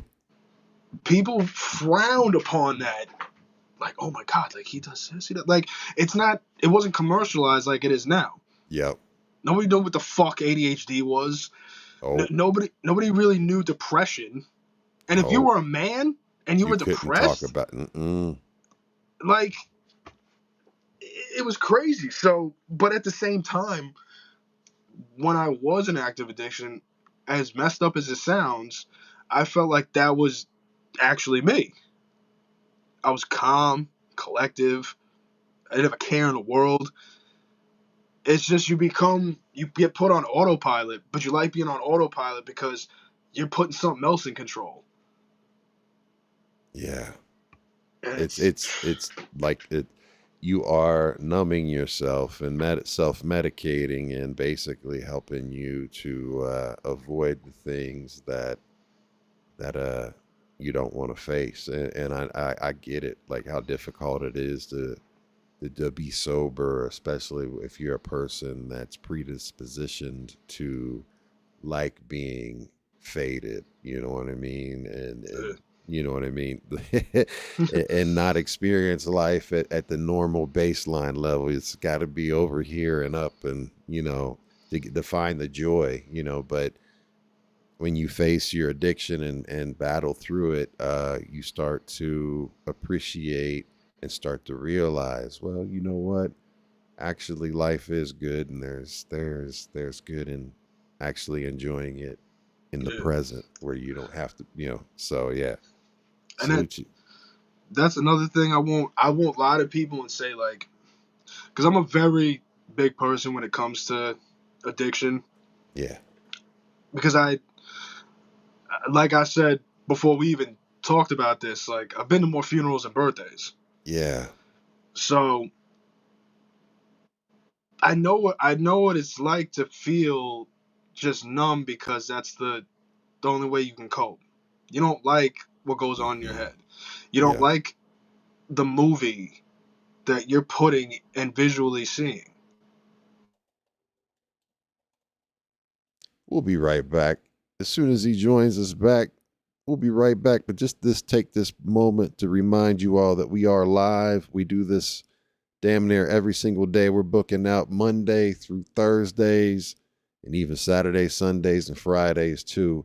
We normally go on air live at 9 p.m. Eastern, uh, 8 p.m. Central, 7 p.m. Pacific or Mountain, and then 6 p.m. Pacific. You can check us out at B-Boys Underground on YouTube, B-Boys Underground page on Facebook. You can check us out at Ghost Boogie 66 on Twitch. You can check us out at Ghost Boogie 66 on Kick. And then last but certainly not least, you can go to the one and only cityworldmedia.com. From our city to your world, this show is brought to you by City World. Shout out to my brother Todd D. Blaze, and of course, Serene Solutions. But yes, if you guys also, I'll take this time out to let you know who we've got coming up this next week. We got some dope guests for you this week coming up on Monday. I've got the one and only. That was Thursday because we're not gonna get to Thursday yet. Monday, I've got DJ M Rock and CM from Spit Slam Records, which is basically a continuation in the Spit Slam family tree. Yo, So we're good. We're good. So that, and then on Thursday we've got the one and only. We've got let's see here. We've got Dex from Ghetto Fresh Clothing. He's a dope graph writer and out of California. So make sure you tune in and tap into Monday and Thursday, and we'll probably have something for you on Wednesday too. We're back. We got you. All right. So go ahead and continue on, fam. yeah, I got cut off before. I don't know what happened. What was I saying? Oh yeah. So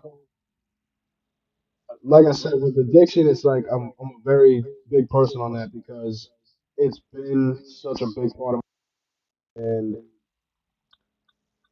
what's crazy about it is when I got clean, I had to totally learn how to like rewrite pretty much, Okay.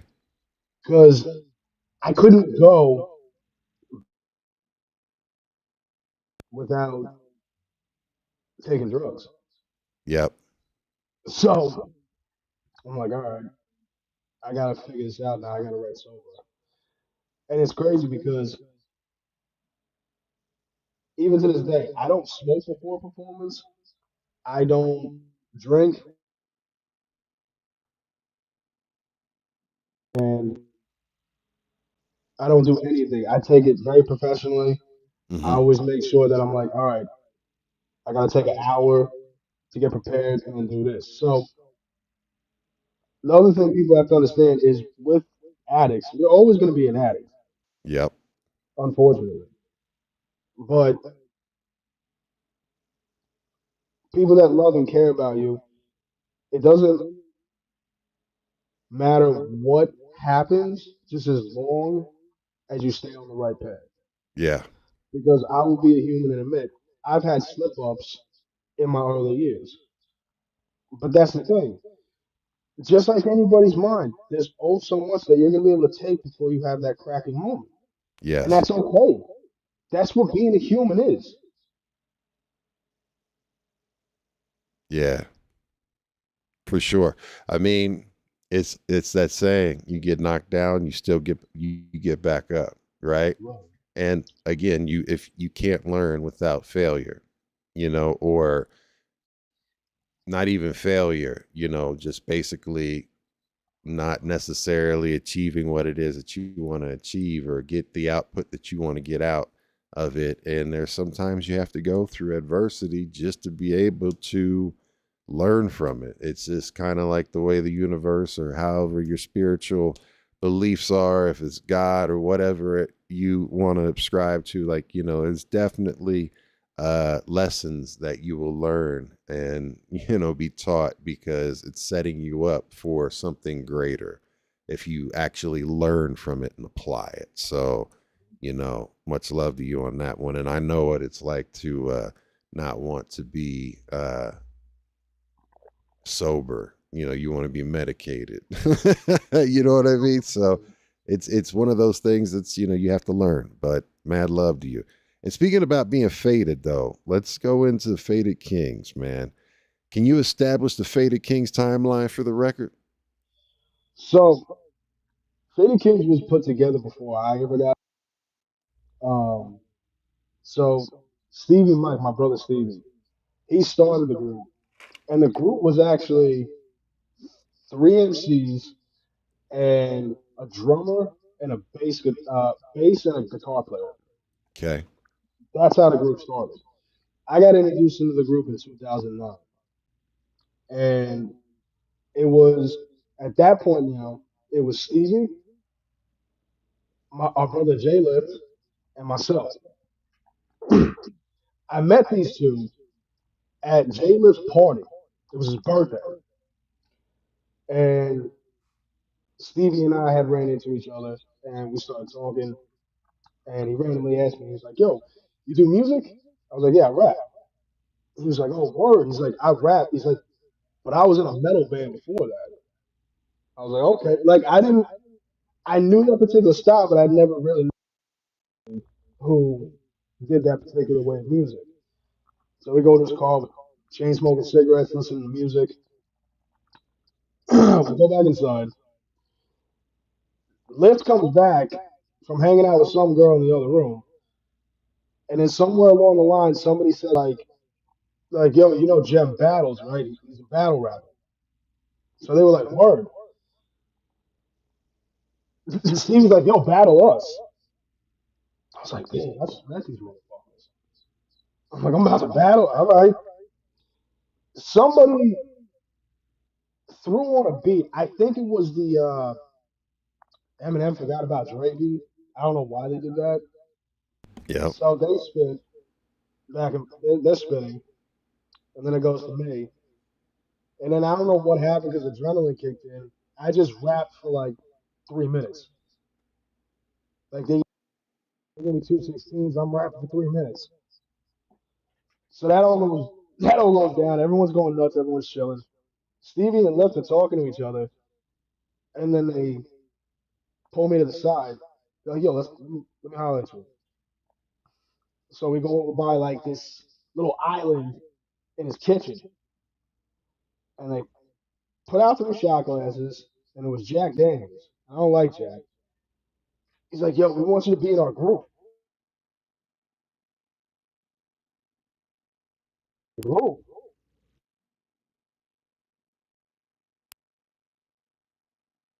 Well, why I keep going in and out? My bad. Got you though, bro. You're good. No problem.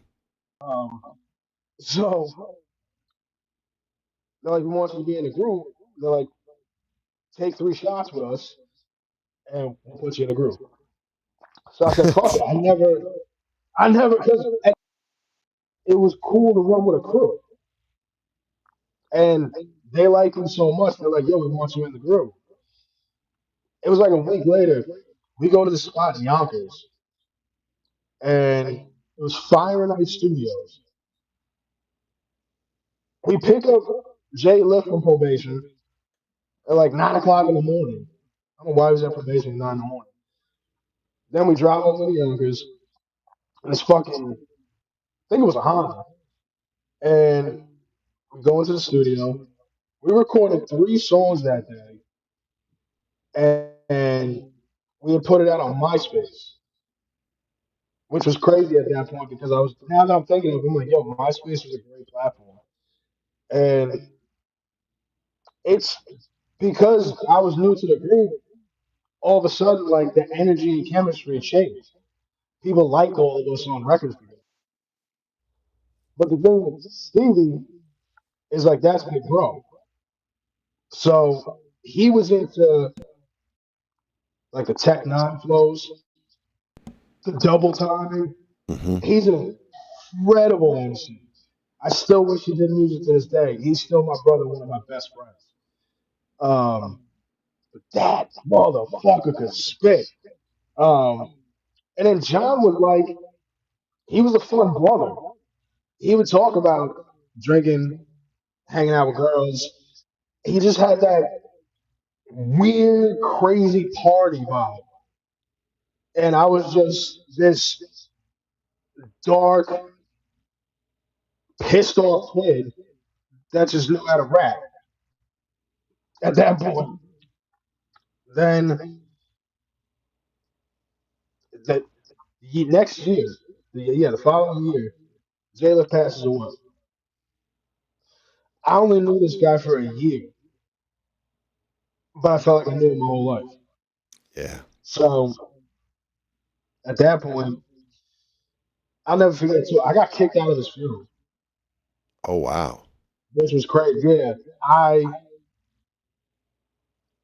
It was the second day. I think it was the second. Was the second day? Yeah, it was the second day. So usually they would close out at like 11. Hmm. This owner of the funeral home tried cutting us by like a half hour, and that just really pissed me off. So I mean, I probably shouldn't have done it, but I look at this guy and I'm like, how the fuck do you sleep at night?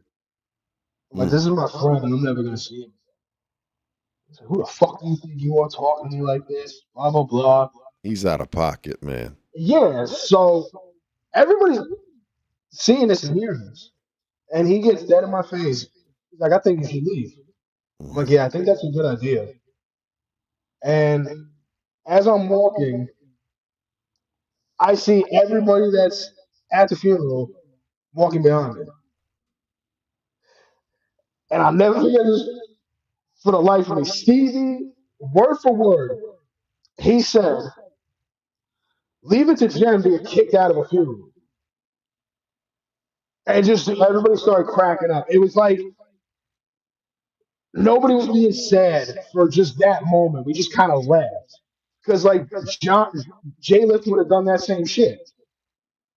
So fast forward, um, I get us booked for a show at Gramercy Theater with Sean Strange and Paris Smith at EPMD.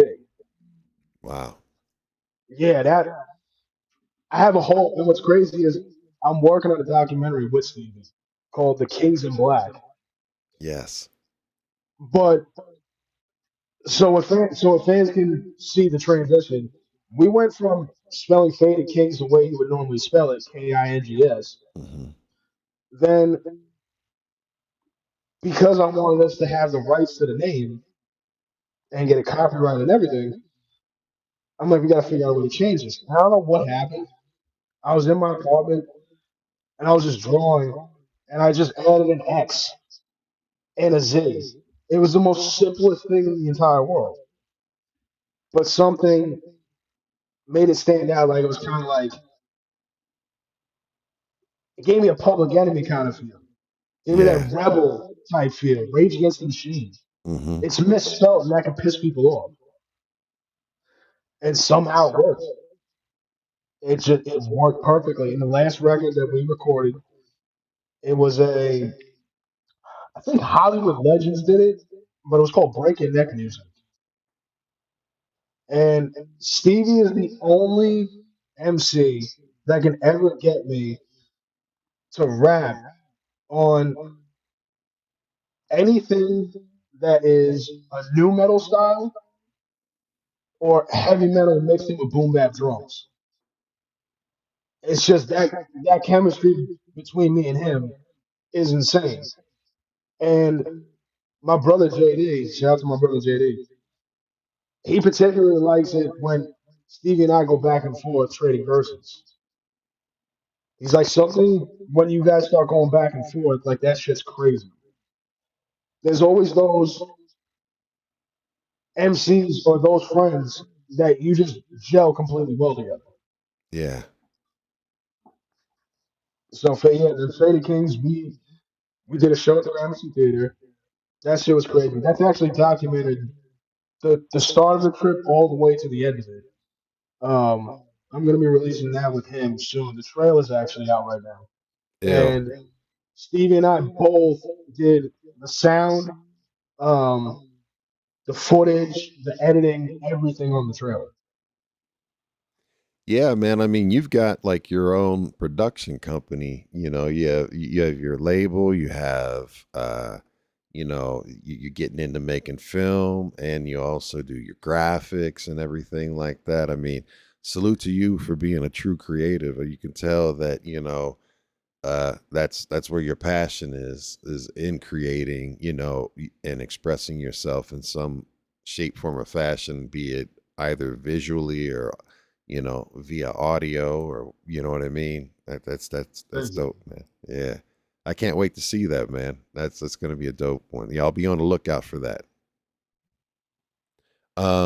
So getting into basically I want to know is because you mentioned that you booked the show, how with Paris Smith from EPMD and everything like that. But when you think about converting, influence in the collaboration, man, like, you've worked with Self-Titled, Apathy, Cage, Benny the Butcher, Sticky Fingers, Gore-Tex, Copyright, and others, basically, and you've already said it, and then also in your body, like you've had the ability to work with artists that were your influence, and really shaped your pen and everything like that. First, and you mentioned, the law of attraction. You wrote down the board and it's like, I want to work with this person, I want to work with this person.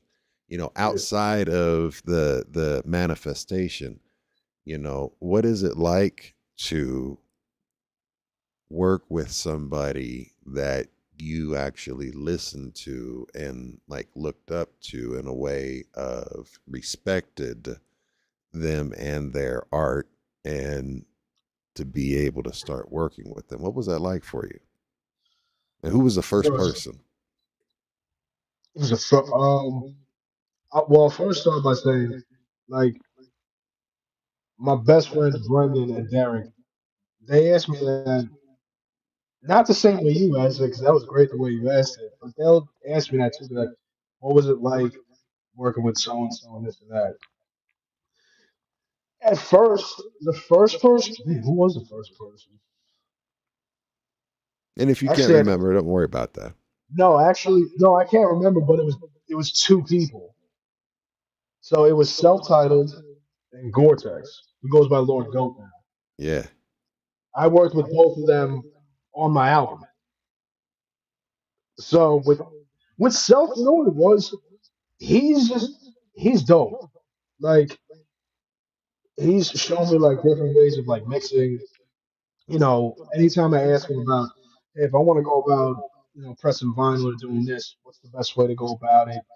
And it's like he's always willing to answer questions and just be a chill person. Like I say, he's the big bro. So working with Self, first record I did was called Hip Hop RX, and that was Yeah, off of my From Nothing to Something album. that's a dope ass cut too. I appreciate that. That record, I was very proud of that record, but the reason why I was proud of that record is because how I flipped how Prodigy says fuck rhymes and write prescriptions. And I'm just naming all different albums as if it's like I'm going into a pill cabinet. I'm just taking each one. That's why I love my verse on that. And then Self is just being Self. He can never have a whack verse. Like it's just, that's exactly what I told him. Like, yo, we have a word for that. It's called a real asshole verse. Like it's so good. He's like, yeah, an asshole. Now I gotta work harder. But I did that, and after I released the album, Self had hit me up. He's like, "Yo, Apathy and I are going on tour, and we got this compilation album we're putting together called the Tour Lords. Do you mind if I use Hip Hop RX?" In my head, I'm like, "Is he really asking me this? Like, does he think I'm gonna say no? Like, all Right? right, like, but I'm like, nah, I gotta keep it Nah. cool.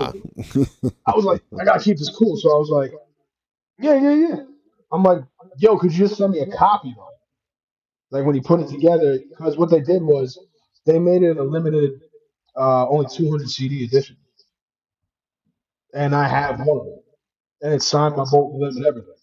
Yeah. Then what Self did also, which I didn't even know he did this, but he told me afterwards, he also put that same cut on Paragraphs of Murder. So what he basically did without me even asking, he was making sure that his fans would be put onto me. And like when an MC like that does that, it's like, yo, they respect me as a lyricist, they respect me as a businessman, and they respect me as a friend. That's like the greatest thing. It's like, yo, like just the fact of like I'll look at my phone and I'll be like, is this really the number? Am I fucking with it? Like it's constant. Yeah. Like I'll look in and be like, damn, I got Ryan, I got Self, I got App, and it's just like I talk about them like they're my friends.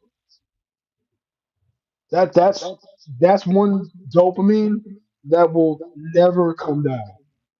Yeah.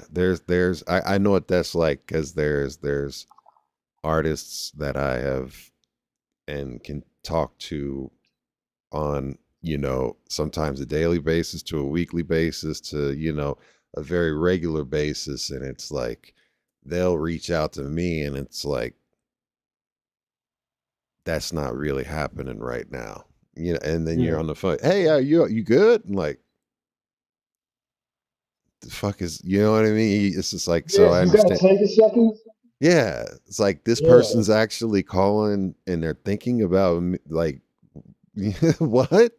So it's like, yeah, it's surreal. It takes a moment, especially, when it's someone that you grew up respecting or, you really respect their art and and you want to fuck with them and everything like that. So yeah, you know, yeah. Like my and brother JD. it, Oh, sorry, it, guys. well, I was just going to transition into because you've got your latest and we've got it as the cover art, you know, you fast forward just released, Armageddon, and that's with Celph and App, right? So like, from that time when you first started working with them to now, right? Like, and you put that out, like, how did that process go? And like, you know, what is that like to still be able to continue on making music with them and being featured on multiple tracks by them and all of that? But So that record took a year. It took a year to make. So the reason why it took a year was it's everybody's schedule pretty much, but like Apathy was like I said, he was like 2 weeks, 3 weeks, and then as with Celph, you know, he has other business ventures that he does besides rap. mhm, Um, but I want people to understand too is that that record it wouldn't sound and be what it was if everybody that was involved wasn't involved. Like everybody involved made that record into what it was, mhm, and that's the thing was Johnny Slash is an incredible producer. yeah, Like Johnny, that's my bro. So when he presented that beat to me, I was like, yeah, this is nasty. It's got the MOP sample, the guitar.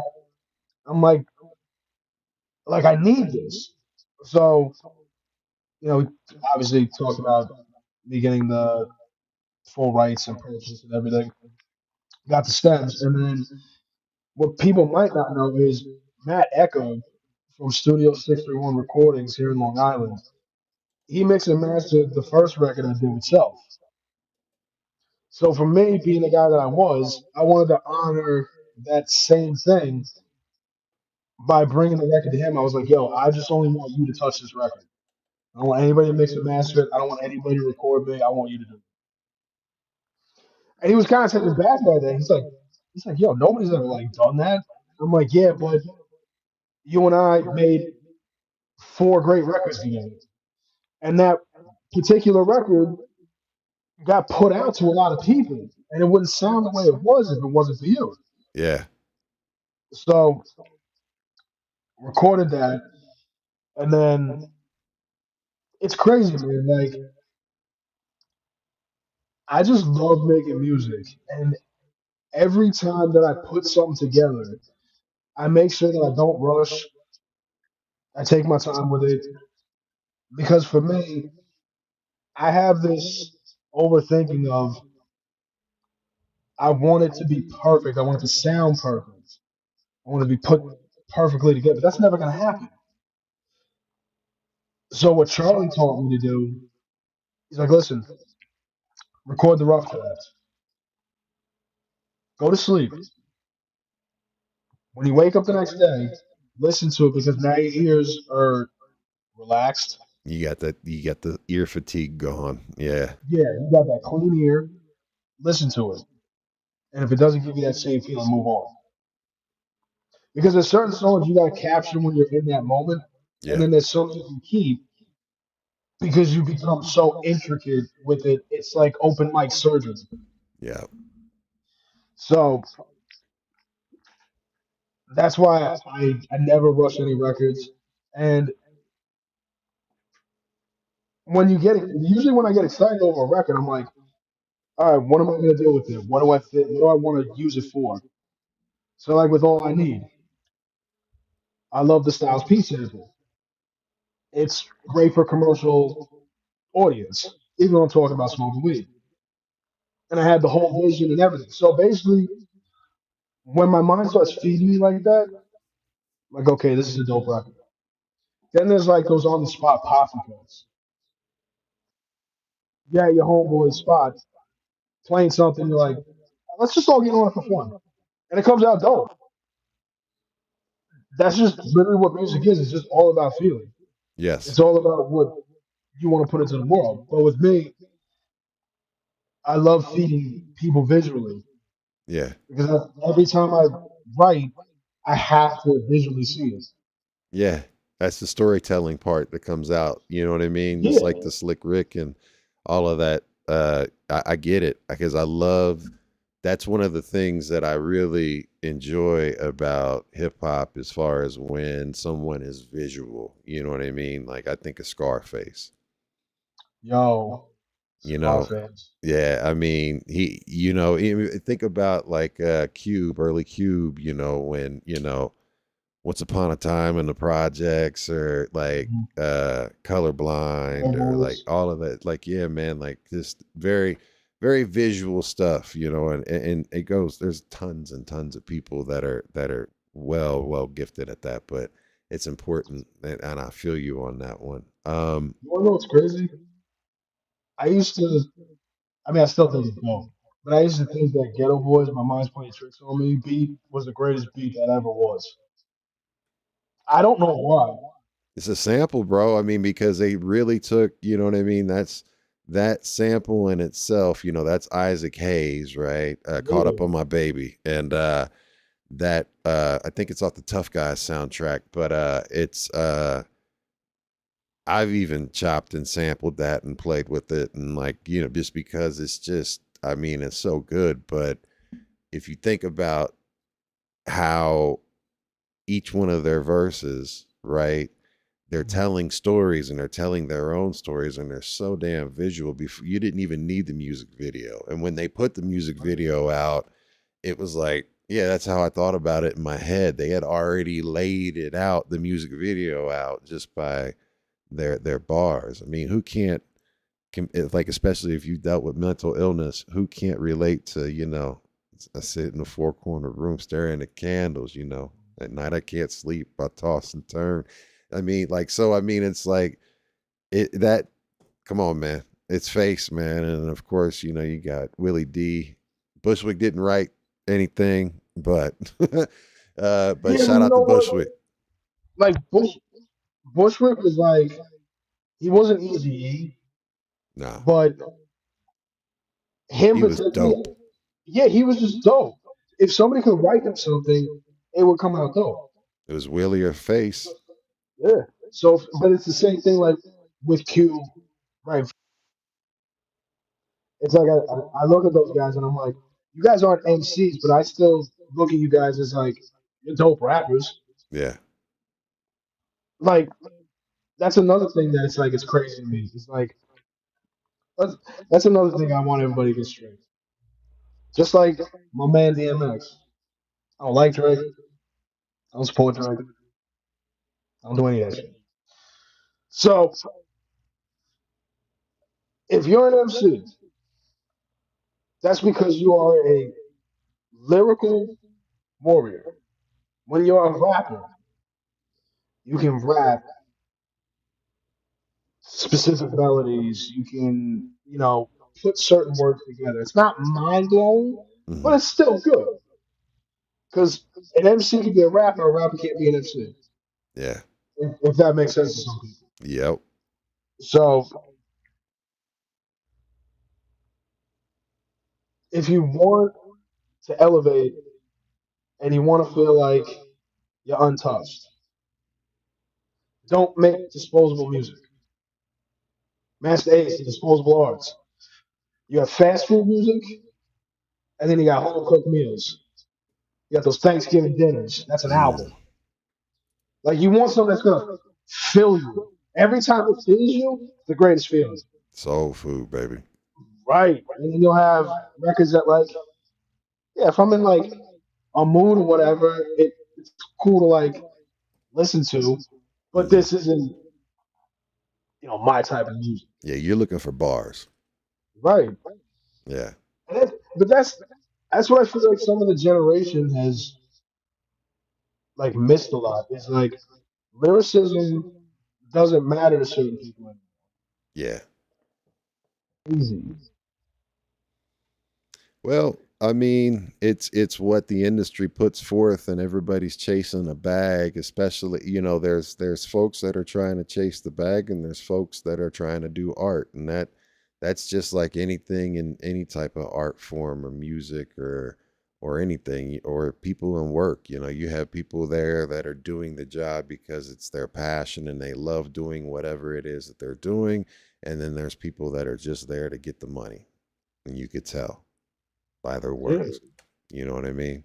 But So, you know, um, I gotta ask you though, Aftermath, man, that connect you with Sticky Fingers, dude. You know, what did you want his presence to bring to that record, man? And what was it like to work with Sticky Fingers, man? 'Cause Sticky's one of Well, the illest. so that was the thing was I didn't get to work with Steve, like for that record. I knew an engineer that he had a sticky verse, and what ended up happening was I got that, and then this homeboy, like I'm trying to remember his name, and I just spoke to him the other day. But he was actually, you ever seen the movie Waist Deep? Oh hell yeah. Okay, you remember the store clerk kid? Mm-hmm. Like, yo, y'all the new age Bonnie and Clyde. Okay, him. He actually rapped and he went by Poverty. Oh. So he knows Sticky. So he hears the record and he's like, yo, why didn't you tell me? Like, I'm homies with this guy. He's like, I'm gonna see him tomorrow. And I was like, all right. So I didn't know anything that he or anything of that nature.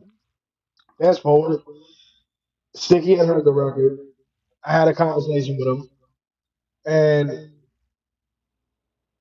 I don't know, for whatever reason, was like that record meant a lot to me because Onyx in itself, Yeah. Sticky, Sticky and DMX were two people that I looked up to because I always just use that real rugged voice. Mm-hmm.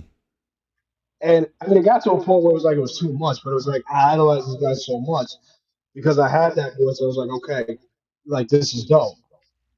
So to work with and have a song with Sticky, that blew my mind. I was just like, yo, like he actually likes this joint. Like that's crazy. Yeah. That's dope. I mean, it is dope. I mean, that's Onyx, man, and you know what I mean. Like Slam another, hard. yes, but yeah, that whole album, man. That whole album is just an anthem in itself. I mean, it's just ridiculous. You wanna know what's crazy? What's You that? remember the movie Save the Last Dance? Yeah. So Fredro's in it. Mm-hmm.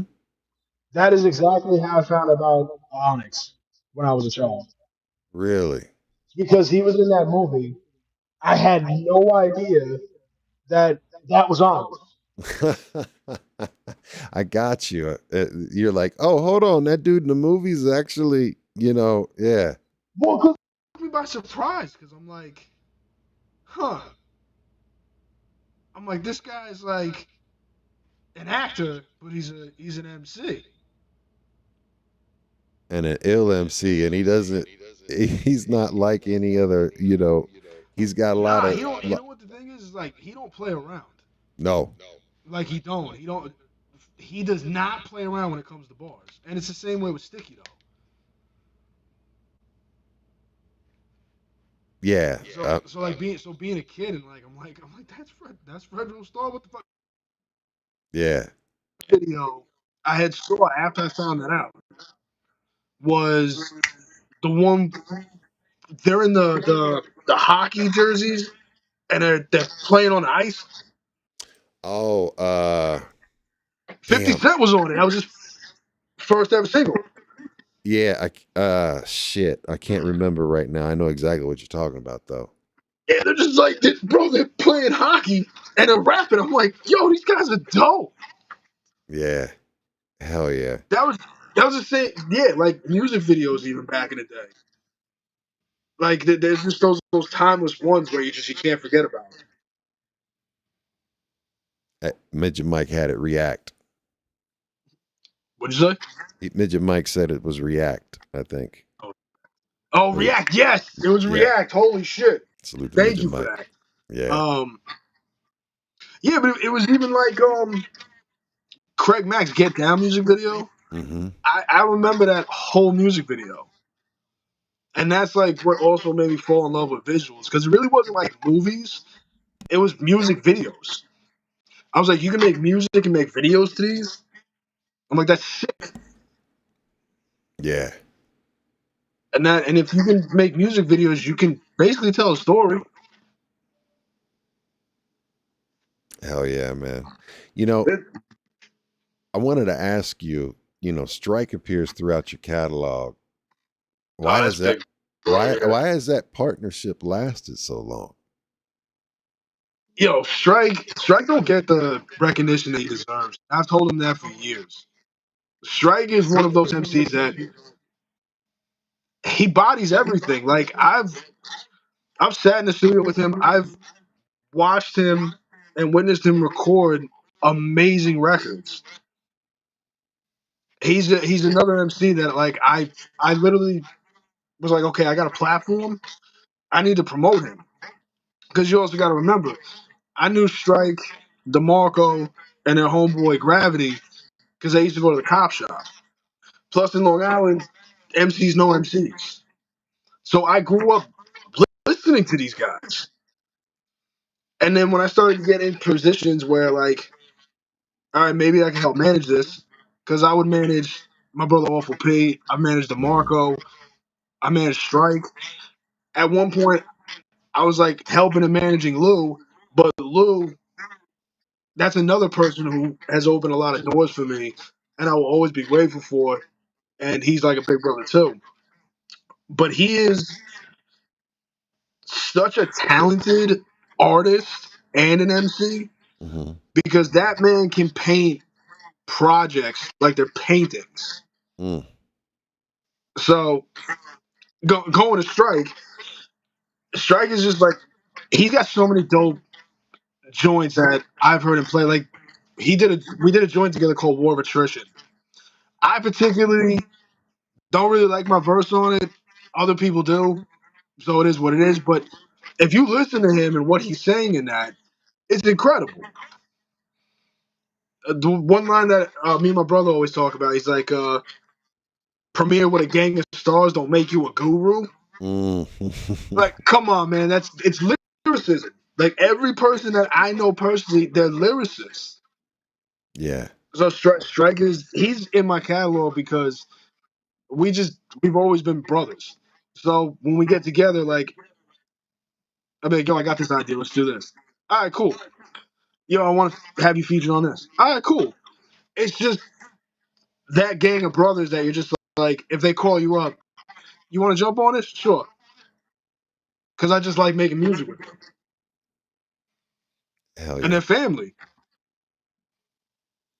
That's dope. I mean, you can when you listen to your catalog and who you're affiliated with and who you've had and done music with and everything like that is just ridiculous. And you know, Benny the Butcher, you got the track out with Benny the Butcher. I mean, come on, that's Benny, and Benny brings it too. Like I fuck with Benny since the first time I seen and heard. I was like, who is this cat, man? He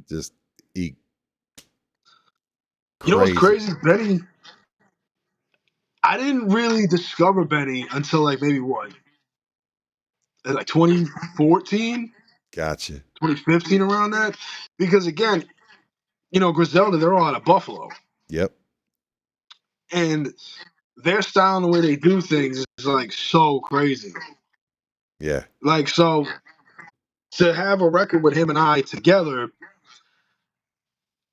that was difficult kind of because it was like, all right, I've never done a record like this. His cadence, every punchline that he has, he's not like yelling, he's being Benny. Yes. So I'm just thinking like, all right, I'm like, I gotta talk about some shit but the way that I know it. And I'm gonna tell you right now, there was 4 different versions of that I had did. 3 of them, I felt like if I would have released them, I think it would be too hard of a pill for people to swallow. Hmm. So people could call it overthinking, but it was like I kind of feel like you kind of got to do that with records because there's nothing wrong with having different versions because that's how you find the diamond or the gem in the whole thing. So I remember I recorded it. I recorded that verse of Charlie's. Charlie mixed and mastered that, and when I put it out, it was people liked it. It was also the first time in a long time that I had done my own hook because I was so used to doing scratches or have somebody featured and do it. Mm-hmm. Because we also talked about this earlier. It's like, I'm a tortured MC. I don't really like my voice. I know I'm a lyricist. I know I'm dope. I know I can write. But everybody's gonna have those things about them that they just don't like. Mm-hmm. It's just it is what it. Like there was one time I got booked for a show and I left because for whatever reason that day I was like, yo, why are people paying to come see me? This is a fucking waste of time. Damn. For whatever reason, I was that hard on myself. I left, and I never did that again because I was like, yo, why am I thinking like this? Like I shouldn't be thinking this way. Yeah, Sal wouldn't have let you think that way. Nah, he would have punched me. He would be like, you're fucking the money up. That would be the first thing. He would be like, you're fucking the money up. It's what you need. And the other thing is that you're basically telling fans and people that came to see you don't care about that. Mm. Like you just can't. Even when when I would do certain shows, people think it's just glamorous. You're backstage smoking weed. You got groupies to however you want to put it, and just living like this rock star lifestyle. And it's like, It's chaos. yeah, like tours are chaos depending on who you're with, and then shows, yeah, they can be chaos. But for me, I've done it for so many years. I'm like, I just like to just chill out. Like I got to put on a performance because these people just paid money to see me. I can't freestyle my career. Yeah. And I know everybody's mad at KRS-One for, certain things, but, that man did teach me stage presence. Wear a bunch of jackets and start taking them off so it looks like you're moving faster than you really are. Extend your hand out so it makes the crowd feel like, they're trying to bring you in with them. Like, that's what you want as an MC because it's okay. You can do a record. What can you do this and with this live? It was the same thing with Armageddon. I knew it would be a dope live record. I knew it would be a dope record that people could actually listen to. Because think about it. You can listen to that and play Call of Duty, right? You can listen to that and get amped up to go fight somebody. You can actually put that in a comedy where, like, they had that scene in The Hangover, like, everybody's missing a tooth and, like, looking like shit, and they're just, like, what? Like, you can hear that record. Yep. That's how you know you have a dope record. Yeah. So, yeah. So, every time that I will work with somebody or put records together, I make sure that I'm like, all right, it has to have a topic. This can't just be some generic shit. It's the same thing with all of my drawings. I don't care if I take 3 days, 3 months, or 3 years. It's not gonna go anywhere unless I put it somewhere. Pause. I got you. I feel you.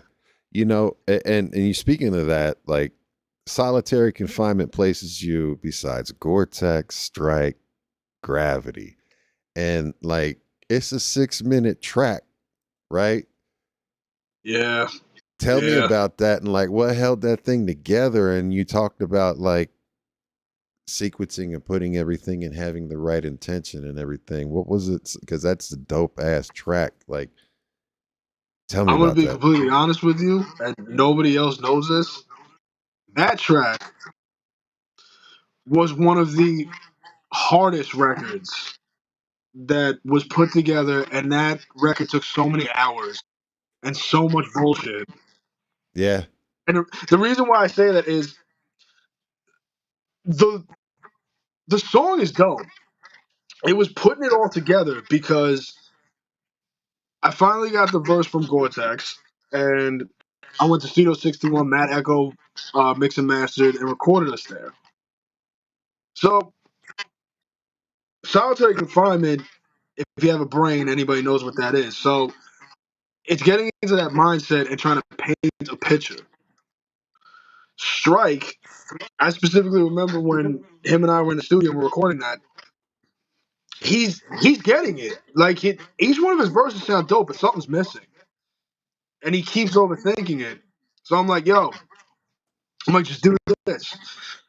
So I tell Matt, I'm like, yo, shut the lights off. everywhere. In the booth, in here, everything. Just keep your side lit. And I'm like, yo, Stryke, close your eyes. You already memorized it. Just envision this whole thing that you're about to tell me. Once he did that, that was it. I was like, all right, that's it. The record's good. Now, Gravity, and I can say this, Gravity was a dick and didn't rap on beat. We had to open mic surgery that hook and put it together. Like, Matt is a genius for how he put that together. Because that was the last part that we were mixing. And I kid you not, we're sitting there and we're listening to the reference. I'm like, yo, why is this off beat? He's like, yeah, this is off beat. I'm like, fuck!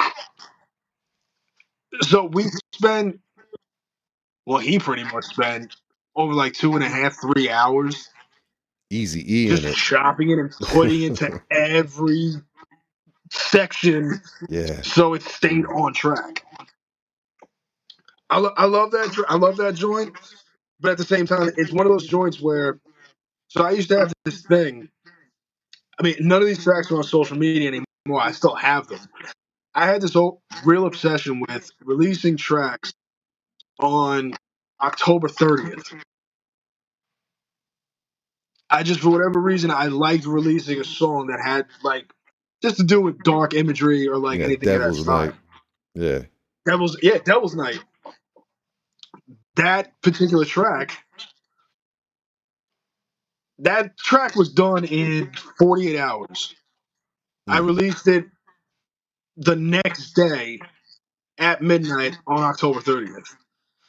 And I purposely put us all under that pressure because I felt like it would have just brought out a lot of good things.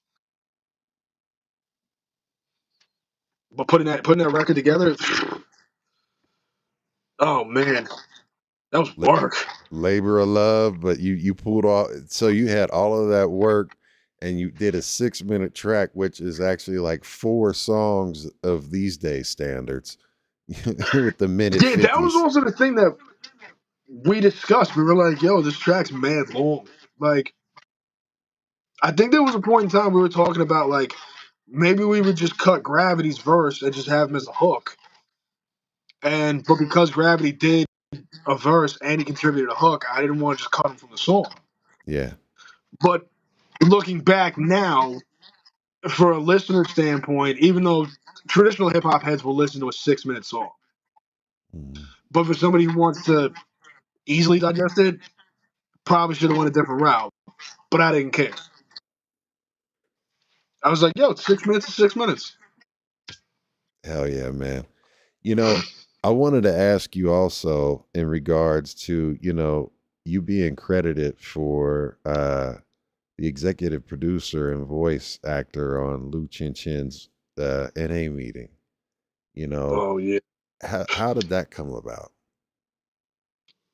This is what I'm saying, man. Lou's a genius when it comes to a lot of things. So Lou, he doesn't come from the world of addiction, but he's one of those artists that, like, even if he wasn't involved in stuff like that, he could do enough research to where he can convince you. He's just that great at storytelling. He's that great of a writer. So I'm at Stryke's crib, and Lou's on FaceTime. And we'll be right back, folks. Again, letting y'all know that we are live and we appreciate y'all tuning in. We are B-Boys Underground. We do this every single. Next time we'll be live is this Monday coming up. We'll have the one and only DJ M-Rock and CM from Spit Slam Records. That will be at 9 p.m. Eastern, 6 p.m. Pacific, and wherever else that is for your time zone. Plus, also, we will be live again next Thursday, 1 week from today at the same time, with Ghetto Fresh clothing, Dex from Ghetto Fresh. Make sure that you tune in for that. We're going to be having some graffiti talk and also some MC and all types of stuff. So got dope ass shows scheduled for you nonstop. We're picking up more shows each and every single day. So we're back. Yo, my bad. I'm so We're sorry good. about that. We're okay, bro. No problem. What was it? So, So we were yeah. talking So about with Lou Lou, Chin's and how it all came about. Like, yeah. So we're at Strike's crib, and he's talking about the Project NA meeting, and he's got AG from Digging in the Crates, Mr. Cheeks from the Law School, Kia Jeffries, Master Ace. I know I'm forgetting more people. Black Poet, um, FT. I'm trying to remember everybody's names because I'm just like I'm fans of these people too. So he needed somebody to narrate it. Originally, I think he wanted Strike to do it, okay. and he was like, how about Jem does it? And again, I never narrated anything in my whole entire life, so I don't know what to do. He's like, yo, I'm gonna play you the records, and I'll tell you how I want you to do it. And he would take some of my suggestions. I'd be like, it wouldn't sound like this. It would pretty much sound like this, or like I would do it this way. But he gave the blueprint and he painted the whole narrative on how he wanted it to be done. And the fact that he did that, I got to meet all these artists. I got to meet Master Ace, which Master Ace is anybody who's got a brain should understand. This is a man who shaped hip hop Yes. just as much as Rakim, just Yes. as much as EPMD. So to sit there and talk to the brother for like almost 4.5 hours is crazy to me. That's awesome. I'm like, yo, Rue, like, bro, you open a lot of doors. Plus, the other thing that a lot of people wanted me to do was acting. And I was like, I don't really want to do acting, but he was like, no, you should try it out. Just see what happens. And I did it. I always got great reactions, even though in the videos I'm a drug addict and like I'm robbing people. Like it's like okay, like I gotta play a character, but the character is like, I've been this person. Like so I get it. So when Lou put me onto that, it just added to my catalog where I'm like, all right, now I got acting. What else can I possibly do? And Lou's also that person, he's always pushing me when it comes to art. Like he's just like how Sal was. Like if he knows you have a talent, he's gonna push you to do it. Yeah. And he has an incredible group called the Lads, which is Luchin, Awful P, DeMarco, and Strike. Um, we always like there'll be times where like I'll listen to his records and I'll just make artwork from it and I'll just give it to him. I was like, yo, I'm like, this made me think of this. He's like, yo, good looks. Because it's like, my brothers inspire me just as much as people I look up to. That's dope, man. That's real dope, man. And you've got a special we got to get into it. You're blessing us and blessing the show and blessing the audience with an exclusive copyright verse. And this is something that's not released yet. And this is the very first preview of it. Why don't you tell us about this? Set it up for the folks out there. So this record's called Dead Language Lyricism. Copyright, actually what's crazy and what people don't know, there's another record we did together that was never released. I still have that in the vault. But this one specifically is I wanted to give the audience and the listeners of something that I feel is like kind of true nowadays with certain people is that Copyright and we deliver a verse where it's like I feel like the language of lyricism.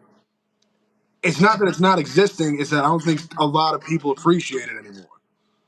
Gotcha. So the reason why it's called dead language lyricism is because I'm trying to tell you is that, well, Copyright and I are pretty much telling you is that this is true lyricism at its finest.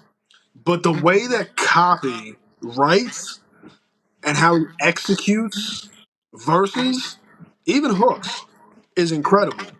So this particular record, if you like Armageddon, you'll definitely like this one as well.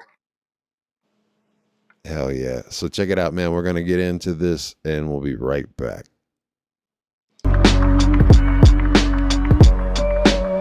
What up, what up? Let's tear this shit down. Yeah.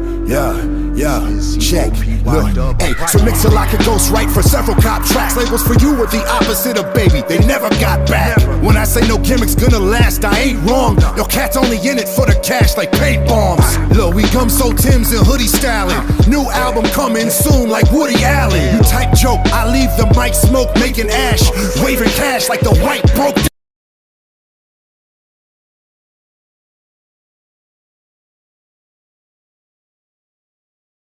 Hey, yo, we back, man. Check this out, man. That was ill, man. Dead Language Lyricism by Copywrite, bro. I mean, look, he just gave you an exclusive, a sneak peek, and that's all you're going to get because you have to rewind that back. Press rewind if he didn't blow your mind, to quote Redman, right? Really appreciate this time that we're there. There's a question for you. From Drifter. He says, what's the 5-year music plan for you? The 5-year music plan? Yeah. Honestly, just make great music. Like I'm definitely gonna start diving into doing documentaries as well. I actually have a channel that I've been working on for a while called Behind the Rhymes. Yeah. I wanted you to talk about that. Yeah, so Behind the Rhymes is because I'm such a hip hop junkie. There was a lot of my favorite artists that really don't get like their stories told. Yeah. So I was like, you know what? Let me just get a stab at it. I'll write it. I'll do the editing, everything. Let's just see how it works. And it started picking up. So that's something I really would like to get into. Like you being a journalist yourself, I think that's great because it's also showing how you're like, I'm a true lover of this form. Like I'm gonna dig in and actually find certain things that maybe some people won't know about, and that's what journalism is all about. It's being honest with yourself, but to find those hidden gems that nobody else is gonna dig deep enough for. Yeah. Like you're the type of journalist that I feel like if somebody's performing, you're going to the show. And whether you get a picture with them, hang out with them, deep dive, it doesn't matter. And that's appreciating somebody else's art. And not a lot of people do that. Yeah. Some people have egos and they're just like, I want you beneath me. It's like, bro, we're all reaching toward the same goal. We all have that same love and care for it. We're human. That's all, Right. man. You put your clothes on the same way I put my clothes on. You know what I mean? And all of our shit stinks. So, and we all bleed the same blood. And we have good days and we have bad days. You know what I mean? So it's human, right? So it's that, right? I feel you on that one, and I appreciate what you said, man. But this is something that's been important to me because it has literally, when I was at the lowest of my low rock bottom mentally and physically, reconnecting with music was what really was the catalyst for my recovery and also journey, and the reason why B-Boys Underground is back and it's a podcast and all of that stuff. So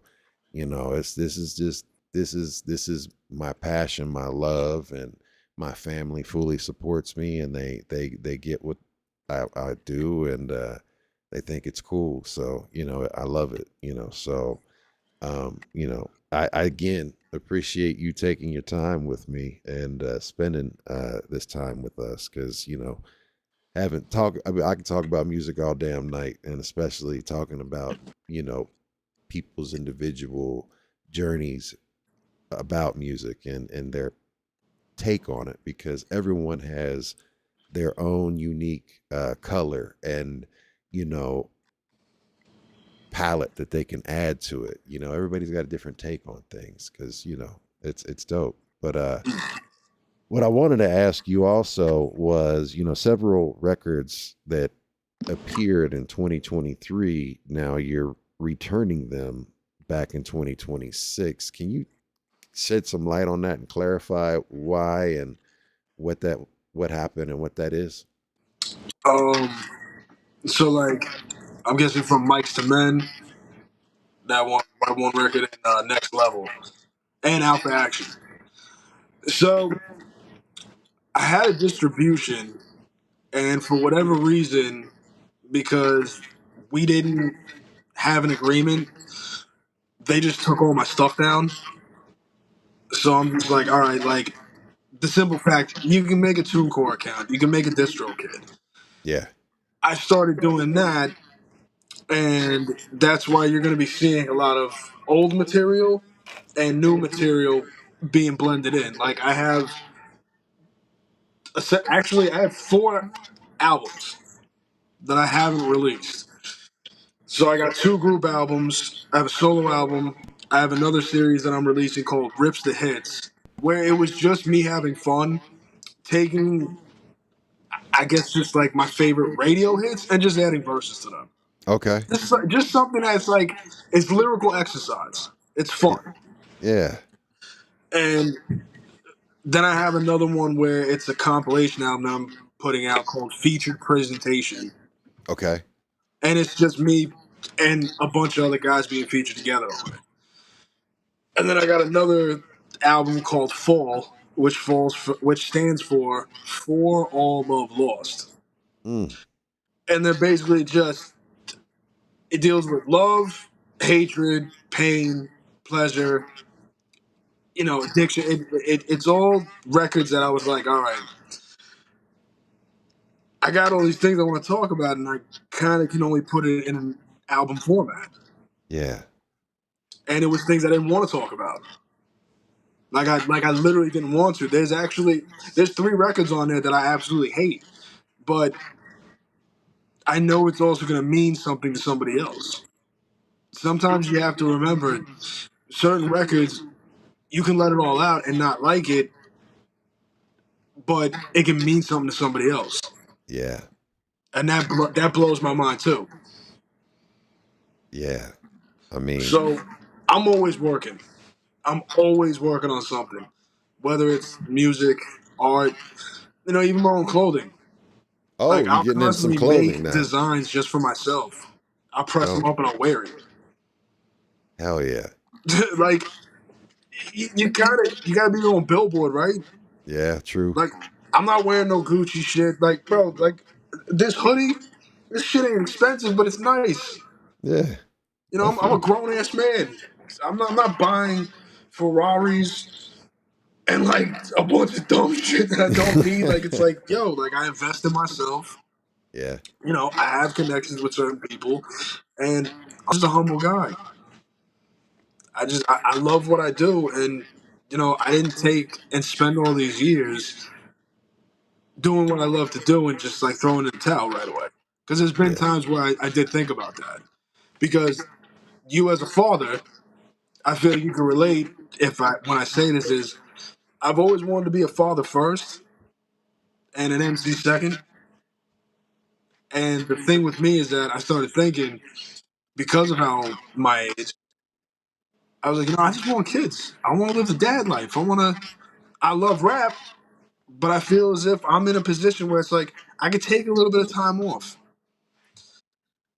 And then when I realistically think about it, I'm like, I kind of can't take time off because I still got places I gotta go. Yeah. I feel like when that time comes is when it's gonna come. I can't kind of force that. I feel But you. it's like I want it so bad. I'm willing to put this on pause because this means more to me. But at the end of the day,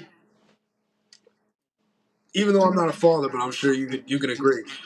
If your kids see you doing something that you love and you've done it for a long time, it's inspiring to them. Yeah. You're telling them there's no such thing as a limitation. You can do anything you want, Yes. and That that's what I part. want. That Like, part. like that's actually what I want to ask you. How do you feel about being a father and you know, doing everything that you do now, being an ill journalist, to falling in love with a culture that has shaped you and put you in so many positions, lessons and blessings? What I would say is that it is, or how I will and how I try to approach it is, everything's a teachable moment.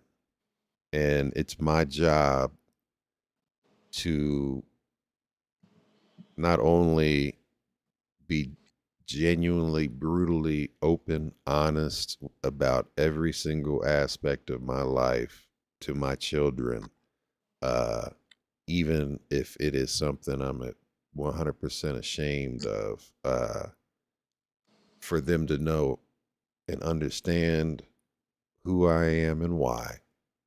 But also the more important part is to let them know, like, this has been the journey. It's difficult.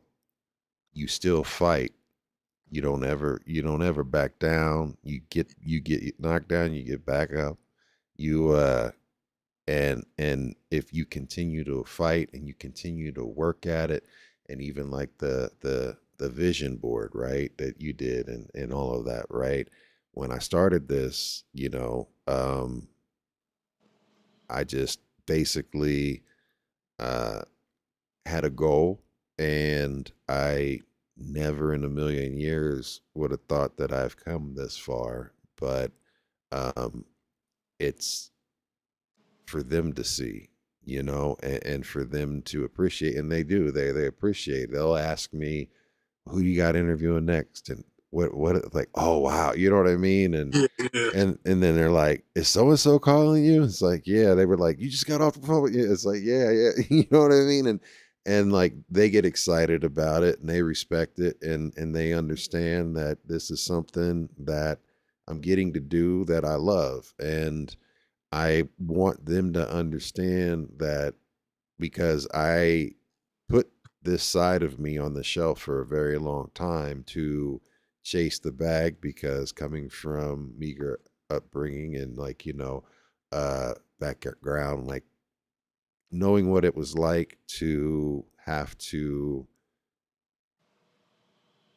sacrifice who I was to go and work my way up this corporate soulless ladder that ended up killing me, literally. I mean, and gave me my cancers and all of that shit. Like, it it it did something to me, and it took a lot away from a lot of years. I lost a lot of years forcing a square peg in a round hole just to try to get money, right? This to try to make sure that my kids and my family didn't experience. I got to experience it the way that I wanted them to experience it. But at the end of the day, it didn't work out because, you know, shit happened, and we're surviving, right? But it's not the life that I want to give them. But the one thing that they are getting out of it is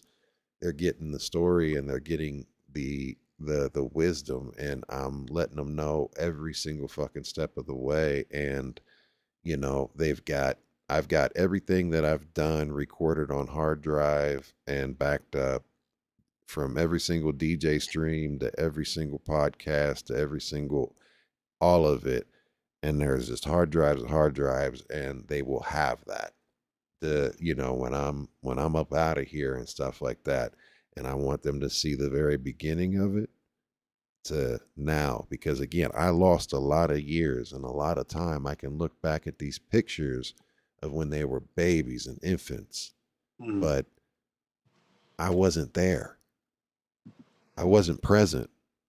I'm present now. And I'm so grateful that, I got knocked upside the head hard enough where it finally convinced me to stop tripping about worrying about the future and fucking judging. And it still happens, intrusive thoughts, and all of that shit. But when that happens, it's like lock in, because you only have right now, and take a look at them, because tomorrow they're going to look different. You know what I mean? And they're going to be different because they're going that much older, right? And it's just, I don't want to miss any more of that time. So doing this again is for me, for them, for all of us, with the hopes that, this does manifest and continues to work towards something where I can start earning a living towards doing. And but at the end of the day, the thing is that it doesn't necessarily matter, because I might not be getting monetarily benefiting from it, but my soul is benefiting from it. Me being a father is benefiting from it, because it's helping my mental health, right? It's keeping me away from addiction. It's keeping me away from, a lot of things, right? And it's also, I got to prove to myself every single time I make a graphic, every single time I prepare for an artist, an interview, or what, like, I've got to make sure that I lock in. And also that whole shit, like, why the fuck do people even want to talk to me? Right? Like, why do people, like, why do they care? Like, no, the stuff that you said, like, they don't fucking care. And and it's like, I'm still going to do it. I still got to show up. You got to show up, and you got to be consistent. So that's my long-winded answer to that. So let me ask you this. If you can go back to when you were 20, what's one thing you would say to yourself? If I would go back to 20, you being your age right now, going back to 20. So 20 was a crazy year, because 20 right there was the transition where I 100% stepped away from being involved in street teamwork, being involved in doing a lot of the music stuff, and even taking a step back from the amount of sound gigs that I was taking and DJing, and went full throttle with the corporate life. And I would have told myself to pump the brakes, and this isn't the right path, because I would have told myself to not sacrifice my identity, right, to fit into a corporate structure that you don't necessarily belong in, or also don't compromise your integrity. And that's one thing I never did, but I always was very uncomfortable in the moments, because I was used to handling things a certain way when people disrespect you in the corporate world, and you have to deal with conflict. And if you're used to dealing with conflict in a certain way growing up, and, putting paws on people, or like, just, we can't do that, right? You got HR, you got rules and all of this shit. And then especially if you're wanting to be a leader, right, and grow and move up the corporate ladder, I would have told myself to never compromise and never give up who I was just to fit a certain bill so I could go further into. I would have told myself, fucking find something and do what it is that you love right then and there, and just do that and be content.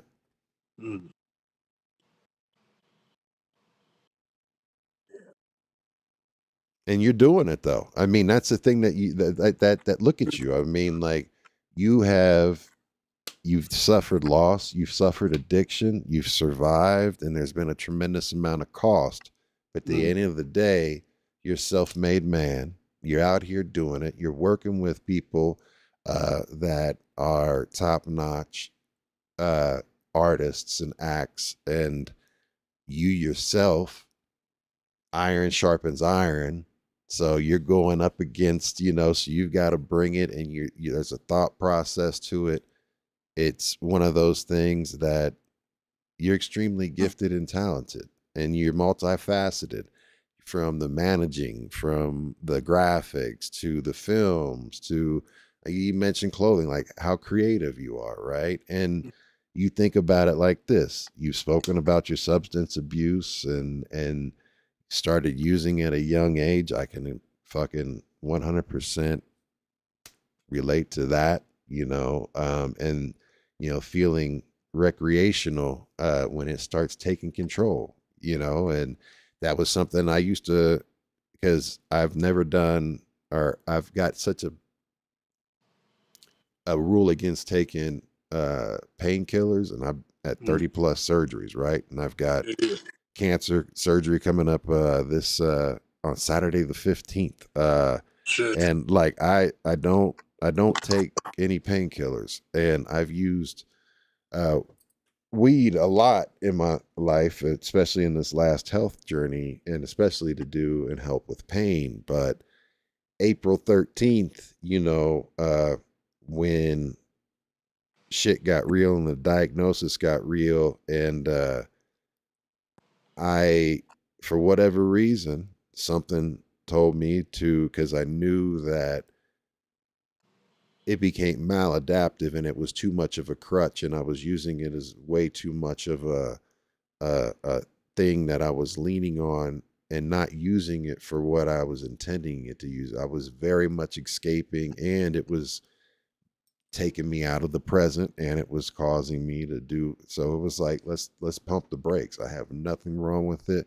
I'll probably use RSO for pain when I'm recovering from the surgery. I don't know. I've been using CBD without THC in it to help with CBD is that. amazing.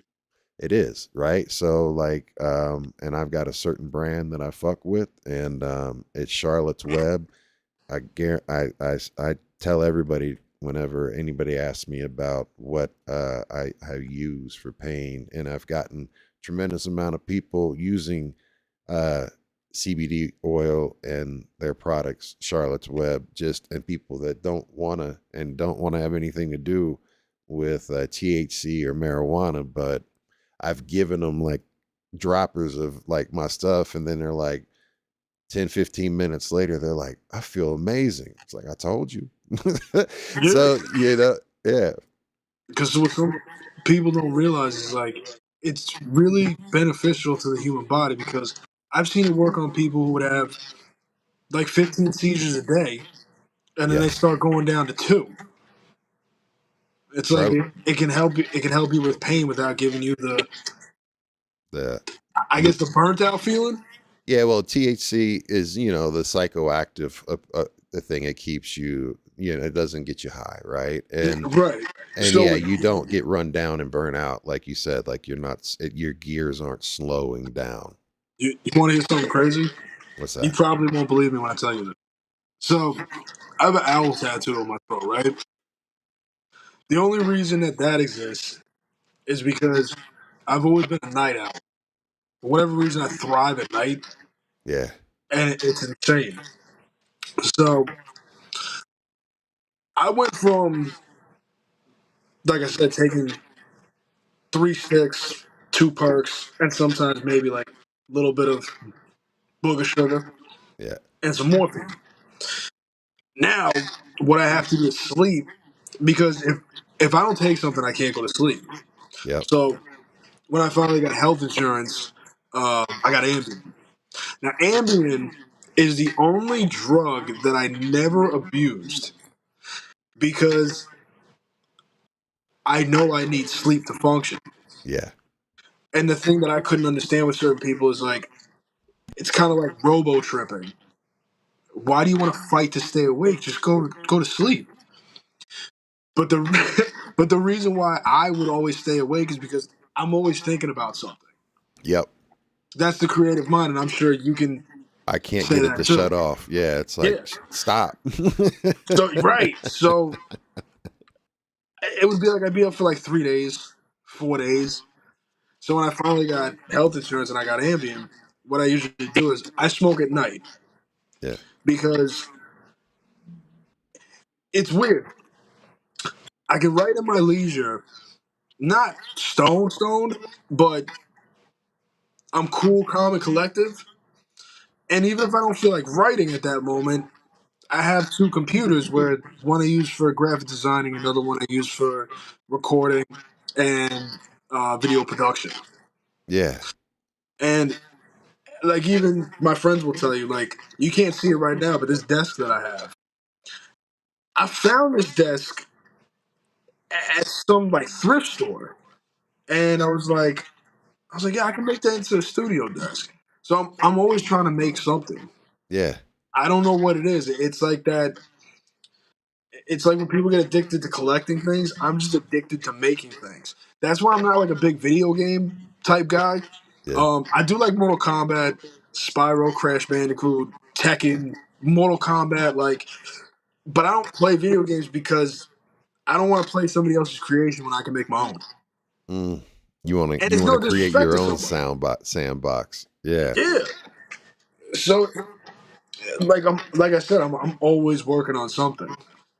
So with certain artists, I'm like, if you have multiple avenues where you can work on things, you kind of it kind of shuts off that voice in your head. If that makes any sense to It certain people. absolutely does, man. I mean, because when I am here doing this with you, or if I'm DJing, streaming, or it turns that shit off, right? And it just quiets my brain, because normally it is something that you're engaging with visually, audibly, and you're using your hands. So you're really using all of your senses to really focus on whatever it is that you're creating, so it's like putting all your energy into that, which doesn't give you time to have that shit going in your head. You want to know what's crazy? What's that? When I watched your DJ set, now that you've reminded me of that again, this is what I wanted to ask you. So, did you ever hear one of my records, Attitude Problem? I believe so, but it It's a doesn't. verse from the group project that I have. But yeah, the music video is me. I'm in an abandoned asylum, and I'm just rapping. Okay, so the cuts that are on that record, I did those cuts. Hell yeah. So, but this is what I'm trying to say is that your cuts, and just like DJ TMB, like I will always say this to any real DJs. I I don't know how y'all can hear certain things when you're mixing records, because for me it's like I always appreciate the DJ culture, but for me personally it's like when I hear certain things I kind of just try to find like what sample verses can fit, but I'm not channeling it in its frequency the way you guys do it. And that's the one thing that I always go nuts where I just can't understand it. I'm like, I want to, but I don't have that ear. And I always get jealous for people that have that ear. For me, it's whenever I hear anything, I'm always thinking, well, there's always a rush of things that pop in my head, as far as that goes with this, that goes with that goes. So it's like I tell my kids, it's Legos, right? I mean, it's literally like Legos and building blocks, and like fitting stuff together, and trying to do something that I'm trying to make something dope, and take two dope ass things, right? And put it together, and also do things where try to, like, people will be like, that shit don't go together. And you put it That's together, and right. it's like, yo, that's my challenge. But it's like that's what I'm jealous of. Is like how can you take these two records that have no business being able to be blended in or even going together? It's Like that's an incredible gift to have. Like that's why I love DJ. Like DJ Premier is one of my favorite DJs. oh my of all time. God, amazing. And I'm a trash ass DJ, in my opinion. Nah, bro, but you can't say that. You're a no, dope man. DJ. Hey, look, man, I've been learning I had to relearn how to use and DJ with no feeling in my hands and fingers.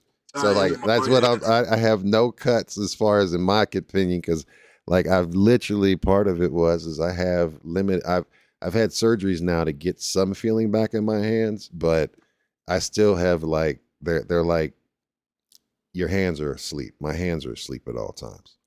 Yeah, yeah. That's the same way I have with this. Because when I Yeah. got this tattooed, I didn't feel shit. Yeah, it's like whatever. Yeah, but it's like my artist is like, he keeps looking at me and he's like, "Yo, you really don't feel that?" I'm like, "No." I'm like, I know it sounds bad. Like, it makes me think of Thing from Addams Family. Yeah. A fucking mind of its own. Yeah. Remember that movie where girl, it was, I think it was Freddie Got Fingered or whatever, where he kept beating her legs. Bro, Freddie Got Fingered. I was just talking about this film. I was literally just talking about this film not that long ago. That's a classic. Yeah, that's a crazy ass movie, man. You know Tom Green had a rap album? Yes, I do. He's a humongous hip hop head, man. It makes like that made no sense to me. Yeah. It's Tom Green. Yeah. Like he was a rapper before he did the Tom Green show. Like who crazy? Yeah. It's crazy, Same right? thing with Tom Hardy. Yep. Like, and now he's doing shit with Czarface. Which is ill. That's another thing too. Is like I do love movies, but like Tom Hardy's one of my top favorite actors. Oh, he's dope, man. And it's like I was watching one of his interviews, and it was one of these British interviews, and the guy was like, he's like, "You used to be a rapper?" He was like, "Yeah." He was like, "Why'd you stop?" He's like, "It wasn't that good." And you hear his album, and you hear like him do certain videos. It's like, yo, he can rhyme. It's just you always have those people, and I'll never understand this because that's like my homeboy Stryke, his closest friend Marcus. He's a very talented MC, but he stopped making music a while ago because the way he kind of told it to people was like, if I get back into making music, I'm going to get back into this part, and I don't want to be there. Mm-hmm. He was more focused on being a father and being a husband. Yeah. But he's got this one record called Heroin Music. And I'll send it to you. Yeah. Ghost, when I tell you, cinematically, this kid, the way he paints his picture in this song is like, it's incredible. It's the same thing when my brother Awful P did with Karma. Okay. He wrote 3 verses from 3 different perspectives in that situation. And then with Marcus, me and Stryke always say it. I was just like, yo, the one line I love that Marcus says, which is sad, but it's crazy. He says, they say, make another track mark. Will Michael make another track mark when his track marks are track marks? And I was like, yo, how do you think of that? That's dope. Like, it just like my boy Louis, right? I've recorded with him and at his studio with our homeboy Kotz, Studio 502. And he'll just like come in, he'll be like, yo, how'd you come up with? And we'll be right back.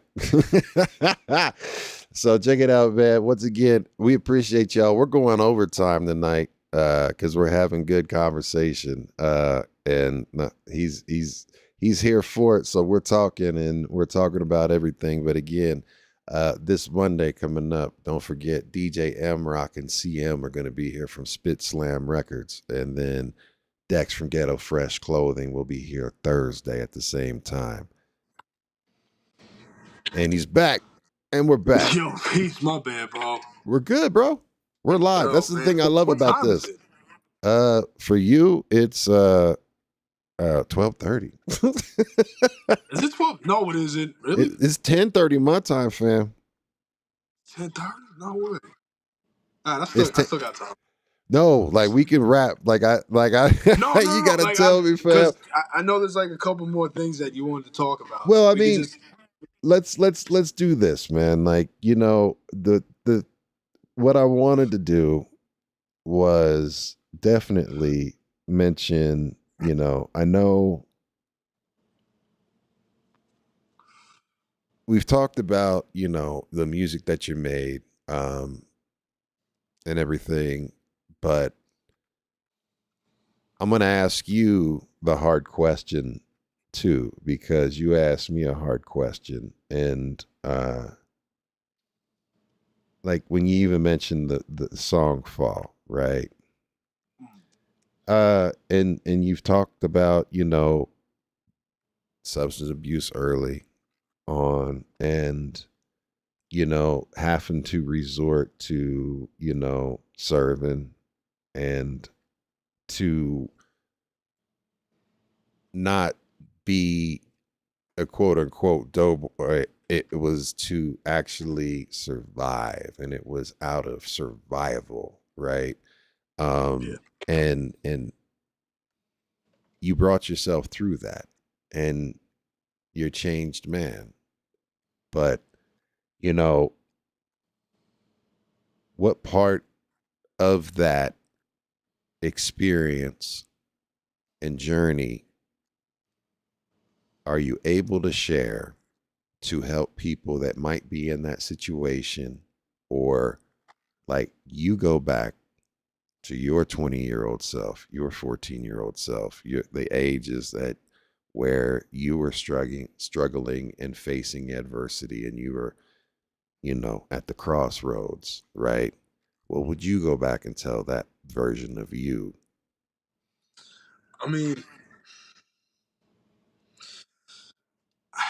it's gonna sound weird if I say this, but it's like if I went back, I know I wouldn't listen to myself. If I went back now, having the knowledge and everything that I've gone through, I know for a fact if I talk to my 14-year-old self, he's not gonna listen. If I go back to 20, he's not gonna listen. But I also tell people you can't be ashamed. And I've never been ashamed. Like I've had certain friends in my past, certain like even family members that they frowned upon certain choices that I made. And the choices that I made, it wasn't like it was, anything like I would say that would compare to like murder or anything really seriously horrible. But at the same time, it's like what you want your kid to be is, happy, healthy, smart, Yeah. book smart, street smart, anything. To have a Yeah. talent, to be mad. So it's like for me, Confident. confident, right? So it's like, my mother, and this is the thing that I want people to understand is that when I speak about my mother never did anything wrong to me ever in my life. Like that woman sacrificed so many things to support three kids. And I was the shithead who decided to basically not think straight, be full of piss and vinegar, and not see all the things that were truly important. Now, should I have been, hustling to feed an addiction and to also feed the lifestyle that I wanted? Absolutely not. Did it break my mother's heart? Of course. But I can't go back and change anything, unfortunately, as much as I would like to. Yeah. But at the same time, all those trials and tribulations put me in the positions that I'm in today. I'm a focused man. I'm a well-spoken man. I beat on myself just like everybody else does. I'm only human. I love hip hop. I love rap. I love art. I'll never stop doing it, whether it makes me $1 or 1,000,000 or 1,000,000,000. Money Yeah. comes, of course, it's great. But at the same time, I'm a hard worker. And if I didn't have this, I wouldn't be alive. Plain and simple. I would have gave out, checked out a long time ago. There That was part. 2 times that I checked out. And I don't want to sound cliche, but it's like I do believe in God. I do have faith. And when I was 22, I finally just told myself, I was like, all right. I was like, yo, God, you're not going to let me exile myself. So why am I here? Hmm. And I just kept progressing. I was like, okay, I can't ask for things. I gotta start being like, all right, guide me in any way you can. I don't care if it's a smell. I don't care if it's an idea. Something. And when I started doing that, everything started to make sense.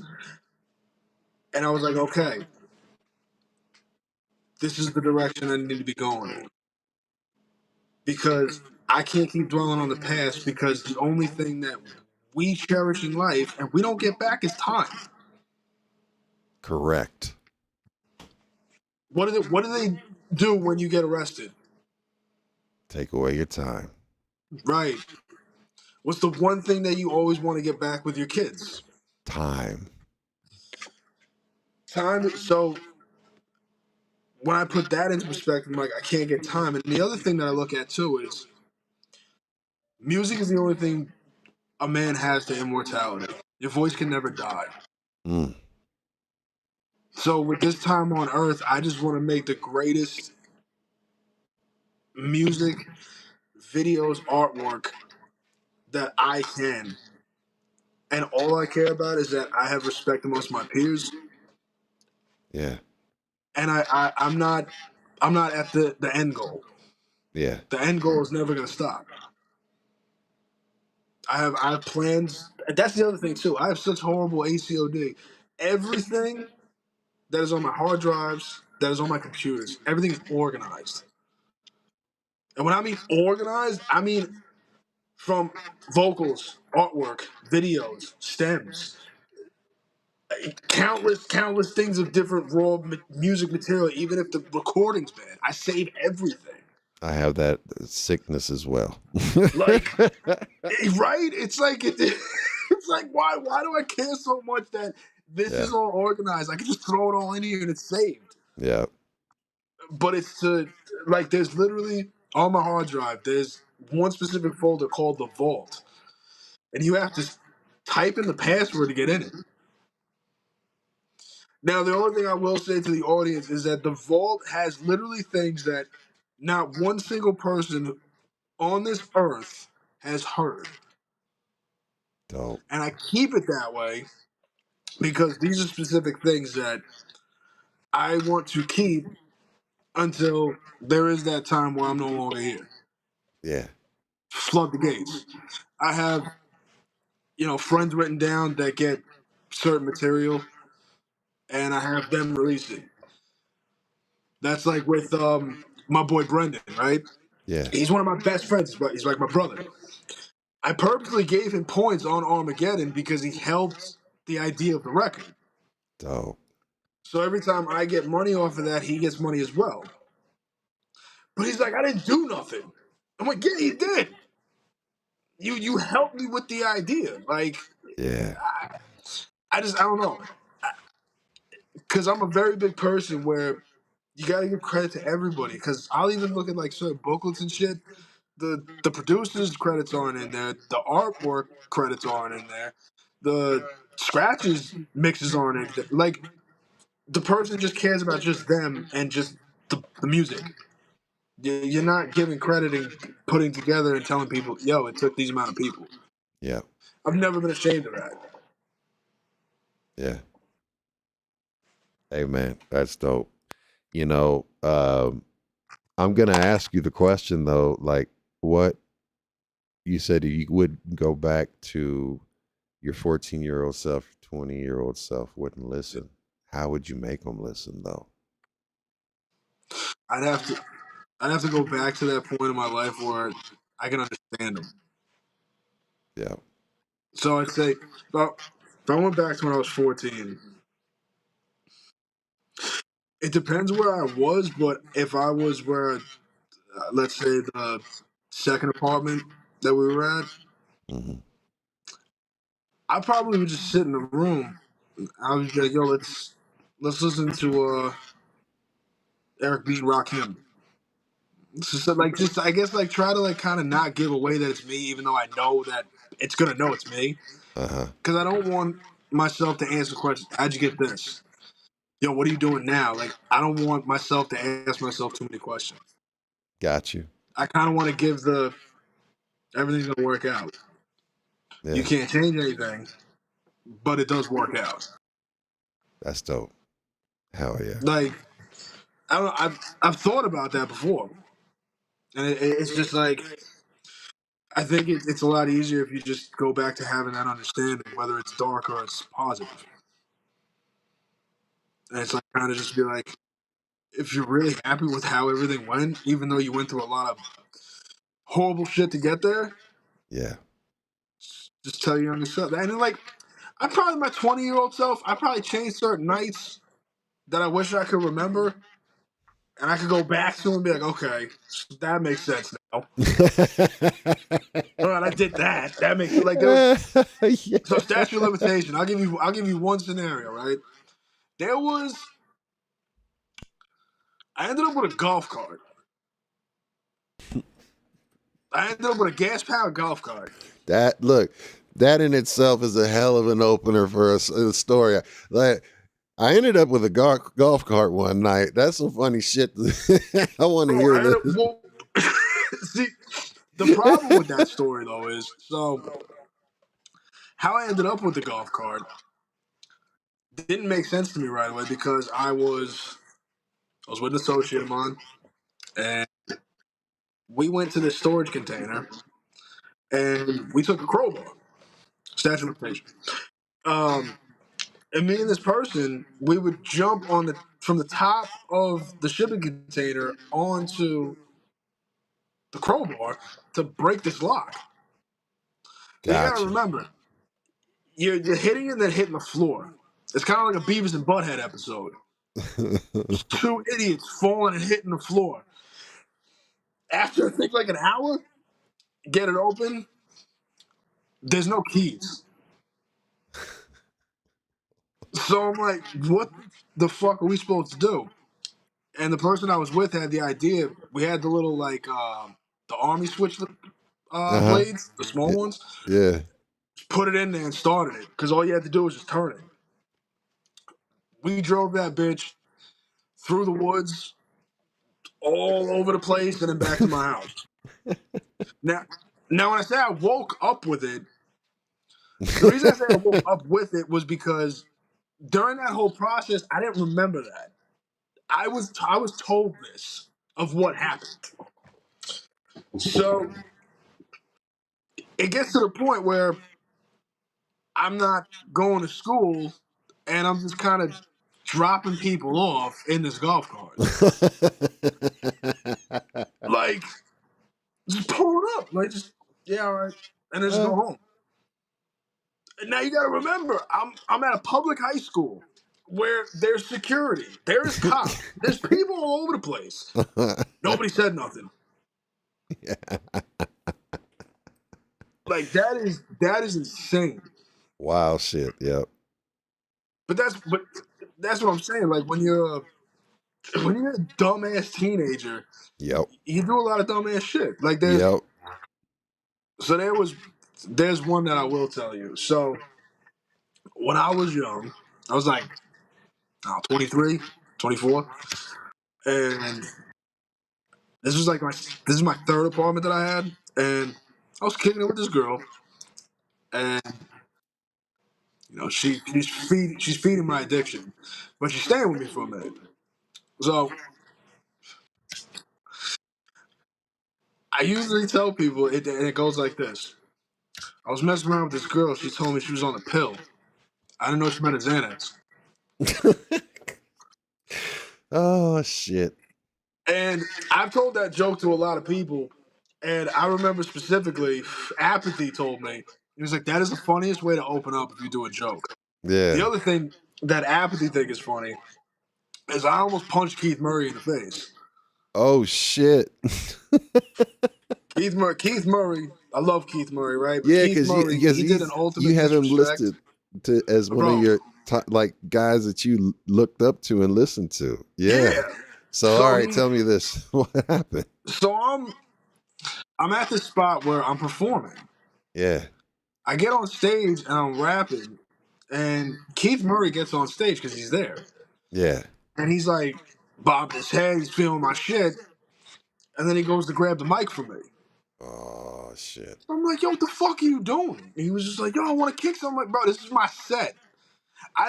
You gotta remember, I'm completely checking out. I'm not looking at it as Keith Murray. I'm looking at, yo, you're disrespected by taking my set. Yeah. So he's drunk. He finally gets off the stage. I get to perform and shit. And then I'm trying to talk to him afterwards, and he's not having it, whatever. And I told this story to Apathy, and he's like, yo, you know what you should have did? He's like, this is no disrespect, but you should have punched Keith Murray in the face. I was like, what would that have done? He was like, you would have been known as the guy that punched Keith Murray in the face. I was like, yo, I don't want to be known as that, though. But then when I'm thinking about it, I'm like, yeah, I get it. Like, it would make headline, but I don't want to punch Keith Murray. Yeah. World star, you know what I mean? Right? It's just like, nah, I'm not trying to beat up Keith Murray. Right. Yo, and that's one of the things, like sometimes it sucks to meet your idols or the people that you look up to because everybody has a bad day. You might be catching them on a bad day or a bad month or year or a bad portion of their life, you know? But I feel you about that. All right, so go ahead. No, go ahead, finish.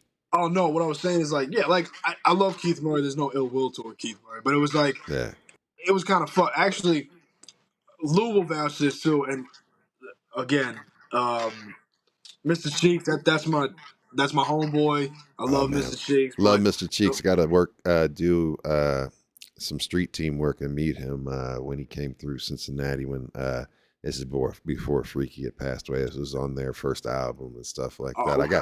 I got to find a Polaroid with me and them somewhere around here. But yeah, that's dope. I love that. He's a dope ass person. Yeah.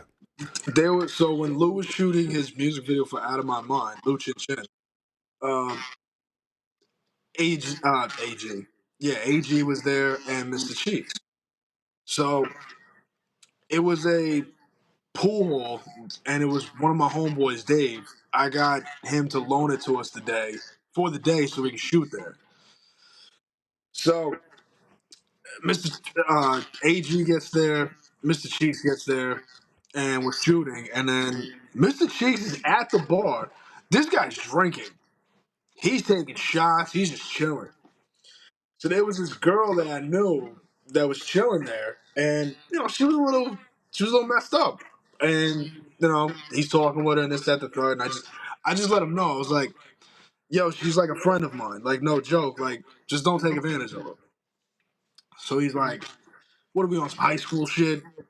You're trying to sun me. So I'm like, yo, nobody said I'm trying to sun you. I'm just telling you, don't touch my fucking friend. That's all it is. Right. And again, I love Mr. Cheeks, but it was just like, I'm going to stick up for my friends. I don't care who it is. And Mr. Cheek is, bro, Lost Boys, you got to be kidding me. Like, this is one of my idols. So him and I, like, don't see eye to eye. We're kind of separated. And it's crazy what weed can do. So I roll a blunt. He rolls one. We go outside. Mr. Cheeks is standing to my left. I'm right here. And we're both smoking. We're not saying anything. And then I'm going to call him a cornball because he walked by and he looks at both of us. And he's like, yo, can I get a hit from one of your blunts? And me and Mr. Cheeks look at each other, and we just start laughing.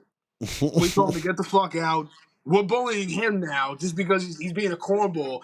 And then he gave me a pound. He was like, I get what you were saying. Like, you didn't have to come at me like this. So I was like, all right, like, I get it. But, but that's why I love Mr. Cheeks, because he's just real. He actually, that day, he came back from Atlantic City because he was doing a show in Atlantic City.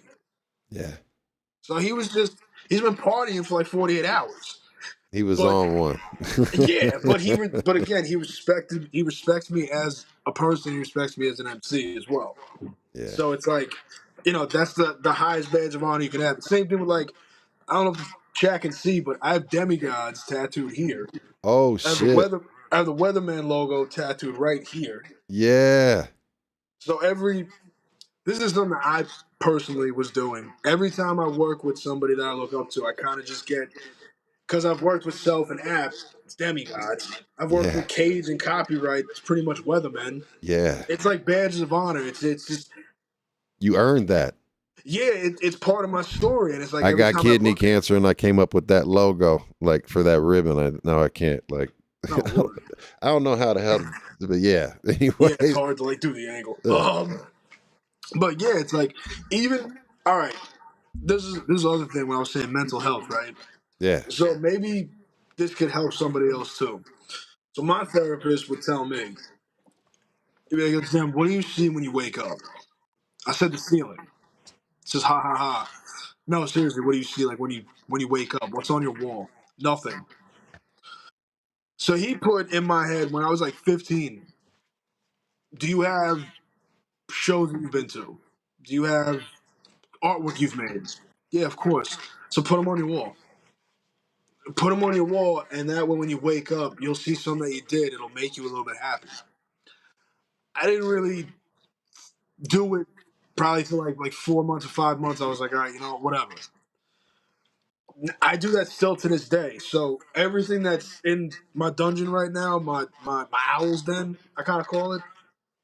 I got a poster from Gramercy Theater with the original ticket still in the poster, hell yeah. and that's from 2011. I also have, I mean, right there. I don't know if anybody can see it, but right there, that's a 1 million stream Spotify plaque when I was featured on the Tour Lords album with Apathy and Celph. Oh wow. I'm gonna go. Let's see if I can go solo. Hold on 1 second. Why is this not letting me do that? Hold on. I got it like this. All right, this will make everything. All right, so there you go. You got the 1 million stream plaque in the background. We can see you now. Yeah, so it's right there if you can see that. That's dope. Yeah, Now I'm gonna also tell this to certain people. So with plaques like that, you don't get that for free. I got you. Yeah, That's what. No, I'm not saying. I'm just saying to the audience because some people have this misconception that when you hit a certain amount of streams or you hit a certain amount of views, that like these platforms have to give you plaques. You have the option, but you still have to pay for it. yeah. But regardless, it's like I also have like a painting that I had done that's like hanging right over here. I got another one of like MF Doom. Um, I actually have Dead Language Lyricism, the first one that I did before I changed the cover. I had Copy sign it. Like Damn. I'm always putting things that inspire me. I have 8 so far of the original flyers of all the shows that I've done. Wow. It's like when you wake up and you see all that, it's like, okay, like what's the next step? Like what else do I want? Like I have even this small little thing. I did a show in Boston and I was at this hotel and the front manager woman or the front desk lady, she found out that I was a rapper, even though she like doesn't know, like she knows what it is, but she doesn't like see it as anything really. Mm-hmm. She put on my door, and I still have it. It says "Talent at Rest," and I was like, "Yo, that's dope." So I just took it. So it's like it's little things like that. Yeah, man. That you know what? That's something that helps me. Like what I've been trying to practice as of this year, and as of late, is instead of waking up with because forever it was always waking up and the very first thing that went through my mind was fuck, right?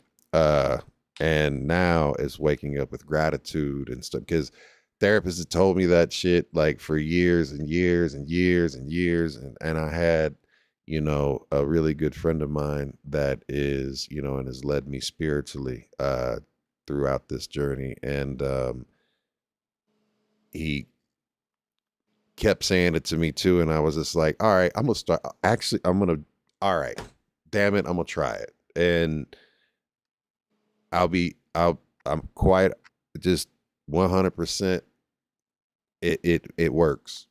It works even when you don't want to, and you want to have a bet, like just find something to be grateful, thankful about, or something that, like you said, that you look at that reminds you and lets you have it gratitude, right? It's Yeah. like every accomplishment, doesn't have to be seen by millions. No. Like it's even like with certain people when they ask me to like, how'd you grow your audience? How'd you gain all this like popularity? I guess right. I don't care for popularity, but the one thing I will say is that I always stay consistent, Mhm. and you gotta keep going at it, regardless if you're gonna get, the wins and the losses. Right. And the thing that I think certain people get lost is they think if you like now it's who's ever the most popular, not whoever's the most skilled. Yep. It's not who's like the best influence. So I'm just always being me. It's like I don't post on Instagram that much because I'm like that's just for photos. Yeah. That's not for reels and me doing dances and all that. Same thing with TikTok. I don't use TikTok to do trends. I just do it because, App's got a radio station, you got a radio station, my homeboy's got a radio. So I'm always trying to keep in touch and making sure that I'm locked into everybody else that's doing something. Yeah. So, and plus the number one rule, I don't ever bring people to my house, but those select people that I do, my rule is either be creative or get out. Hell yeah. I like that. I don't I bring don't, people inside my house either. I don't like people yeah, into my house. Like, it's yeah. like, because the way I look at it is like, I got a lot of friends who like, they can, like even my boy Peter, he can play the cello, which is crazy. That's He's sick. been booked for shows. Like this is a while ago, but he used to get booked for shows and do like certain like opera shows and shit. Yeah. So if I know you have that, even if you draw, paint, anything, film, photography, work on something when you're here. Yeah. Because if everybody's working on something, it makes me feel better. It's like, yo, you're actually doing something that nobody else has the eye and the skill for. Everybody can be a photographer. Everybody can do this, but that's what makes you unique. It's your vision. Nobody else has your vision. Yeah. Always take advantage of that. Yep. I always quote it. I quote it at least once every podcast or show. It's one of my favorite songs is an old school funk song by a band called Slave, led by Steve Arrington, and it's "Nobody Can Be You But You." And that's that you got to be you and got to be comfortable in your own skin because you being you, no one else can do it, and that is when actual your art will go through. So you have to be vulnerable. I mean, it's uncomfortable sometimes to, you might think you're a cornball or someone like, but fuck it, who cares? Like, be you, because somebody out there's going to rock with you. It might take a while for them to find you, but they're going to rock with you. Yeah. And I mean, you can't really be in hip hop, you can't really be in rap unless you have like tough skin, right? Yeah. So it's like people like you and I, we know people just have opinions. So once you accept that people have opinions, Yep. life just gets a lot easier. Not everybody's gonna like your shit. Nope. Not everybody's gonna want to support you. 9 times out of 10, the people who support you are people who don't even fucking know you. That part. Like not for nothing. I got so many friends and shit. Yeah, they support me by listening and like they congratulate me on my goals and shit. But that's not support. Yeah. And again, it's okay with me. I don't expect them to play that to every single person because it gets annoying. Yeah. But the person who will ride for you the most will always be somebody that you personally they feel like they can relate to you. They're loving how you're doing something. Maybe you inspire them to make music. I've had certain kids who've told me like, "Yo, like your music got me through this. Like, I want to be a rapper and this that." And like, I could give you the information, but the one thing I always tell every single person, I am not somebody to look up to. I'm an example, but I'm not somebody you should look up to. Yep. I feel that. It's like it fucks with their head because they're like, "How could you say that?" And it's like, well, if I was somebody else and I was looking at me, Mm-hmm. I don't want to be that guy. Like, yeah, yes, I love doing what I do. It's because I literally am in love and I love doing what I do. But at the same time, I don't like a lot of choices that I've made, regardless of where it got me. So I wouldn't want somebody else to do that. Right. Because we're all human, we're not invincible. Just because I can do it doesn't mean this person can do it. Right. So I remember like this. Actually, I'll tell you another funny story. I was with one of my homeboys. This is a while ago. We're in a subway. So this kid comes up to me. And I swear to God, I just worked like at least 16, 17 hours already. He goes, yo, you look like somebody who has done a lot of drugs, been to jail, like all this fucked up shit. He's like, yo, I'm on probation. What can I take that won't show up on a drug test? I'm looking at this. I can't believe what he just said. Yeah, like, I could not believe. That's my wild. My boy's laughing hysterically. So I look at him and I'm like, go to school, don't do drugs.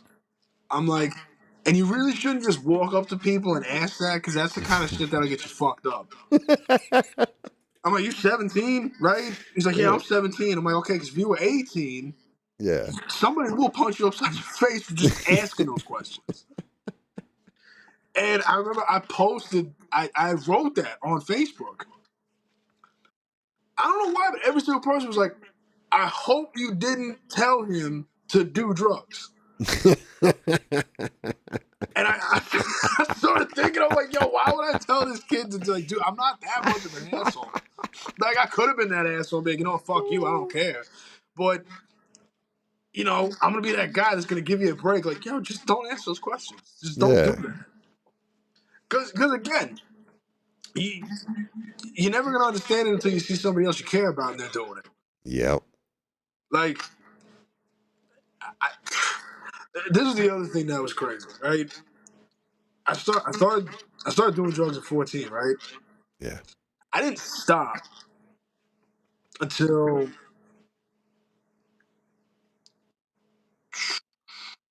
technically I relapsed in 2021. So 2021 was the last time. Gotcha. And the only reason that was the last time, this is what I want people to understand. We're all human. Everybody has their breaking points. Yeah. At that point in my life, I had that breaking point. Now, again, I'm not proud of things that's why I say that part. I'm not proud of things that I've done. So when I say an example, you can take the good things that have happened, but you got to be willing to accept that these things happened and this is where I ended up. Mm-hmm. Like there was one kid who he literally told me he did drugs because I did drugs. Oh wow. And I'm like, that sucks.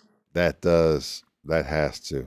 And you know what's even more fucked up? If I was like 20, 21, if a kid would have told me that at that point, You'd have partied with them. I would have partied I already with him, know. or I would have be like, here, take this shit right here. Yeah, and to think I know, and that's like I don't want my kids saying that to me, right? Like, you know what I mean? So it's like, oh. So it makes you feel like it's like, damn, I fucked up. But here's the thing though. You had an opportunity to realize and put that message out there and, correct, and you're course correcting and you're doing good. And look, what, if you go through all of these things and these experiences in your life and you don't share the wisdom and you don't share the difficult, you don't share the shit, you know what I mean? And all you do is put the shine on it. You don't shine shit. You let the shit stink and let people know this fucking stinks, right? So don't step in this shit. Right? But at the same time too, it's just like, I don't know. It's when you hear that from somebody younger. Yeah. It's like, shit, man. Like, yeah. Because that's when I also understand where like certain people are like, your words mean something. Yeah. Like that's like you don't realize how, because again, look at like people I idolize. Cage was doing angel dust. I did angel dust. He was going through, all different types of mental episodes. I had that at one point myself. So it's like when somebody's telling me that, I'm thinking about, okay, when I idolized this person, if I had met them at that point, would I have said that? Would I have gone up to Cage and be like, yo, I'm about to do some angel dust. You want this? Like, Yeah. that's gotta fuck you all the way up. But again, it's you have the opportunity and the wisdom now, right? To share a message. And if you help one person, you did your job. Right. You know what I mean? And that one person can be yourself. Correct. So like if you have that thought where you want to fall back, relapse, whatever, right? Use those as a anchor, like, nah. Well, that was also the other thing too, is that I've also been blessed to have people in my life where it's like, when you have certain people that understand you, it makes life a lot easier. Yeah. And then it's like with Awful P. I'll send you a lot of his music too. Like, Please. P and I, he had the voice, he had the cadence, he had the talent. Like, he was just everything and anything you wanted to be as an MC. And he was the nicest guy in the world. And I remember the first time I had relapsed, he stayed on the phone with me all day. And when I mean all day, I literally mean all day, from like 9 o'clock in the morning till like 5 o'clock the next morning. He would make me charge my phone, stay on the phone with, like, he was that type of person. And we would talk all the time, just about, not even just rap, just like what's going on. And there was like points in times where he would like piss me off, where he'd be like, and I'll never forget it. Like, so the lads, I was like the silent fifth member because I was doing artwork and like I knew all of them. So he's like, and the way P said, he's like, you know what, Jim, you a pretty boy. And I don't like that word. So I'm like, yo, I'm not a Yeah. pretty boy. Like, fuck out of here. He's like, no, you don't understand, man. Like, you could be here. And the way that he's trying to tell me, he's like you can stay here, but you can be more than just being right here. And like I didn't understand it at that point because I thought he was just like being funny with me. Yeah. Like, okay, yeah, I like getting a haircut. Yeah, I got tattoos. Yeah, whatever. Like, I know I'm not, a hideous fucking shut over here, but at the same time, when you call another man a pretty boy, That's like some some Backstreet Boy disrespect. shit. Yeah. Yeah. So, but with P, that's why from Mics to Men, that only came about because, and I told P when he was alive, I'm like, yo, you did a real asshole verse, and you did a real asshole hook, because that record wouldn't be what it is without P. And that's like one of my, like, that's my fans' favorite record. Like, it's from Mics to Men. It's not just how the record is, but it's also the title. Yeah. So that's produced by D-Lo Beats, and he's one of my homies out in Rome, Italy. Salute. Yeah, so shout out to D-Lo. So he also did Alpha Action. He produced Alpha Action, but that specific song, him and I worked on together, from the beat to the idea to everything. Yeah. So that song meant more to me because I've always wanted to do a song where it was it gave you that Mobb Deep Shook ones, but it wasn't an imitation. Mm-hmm.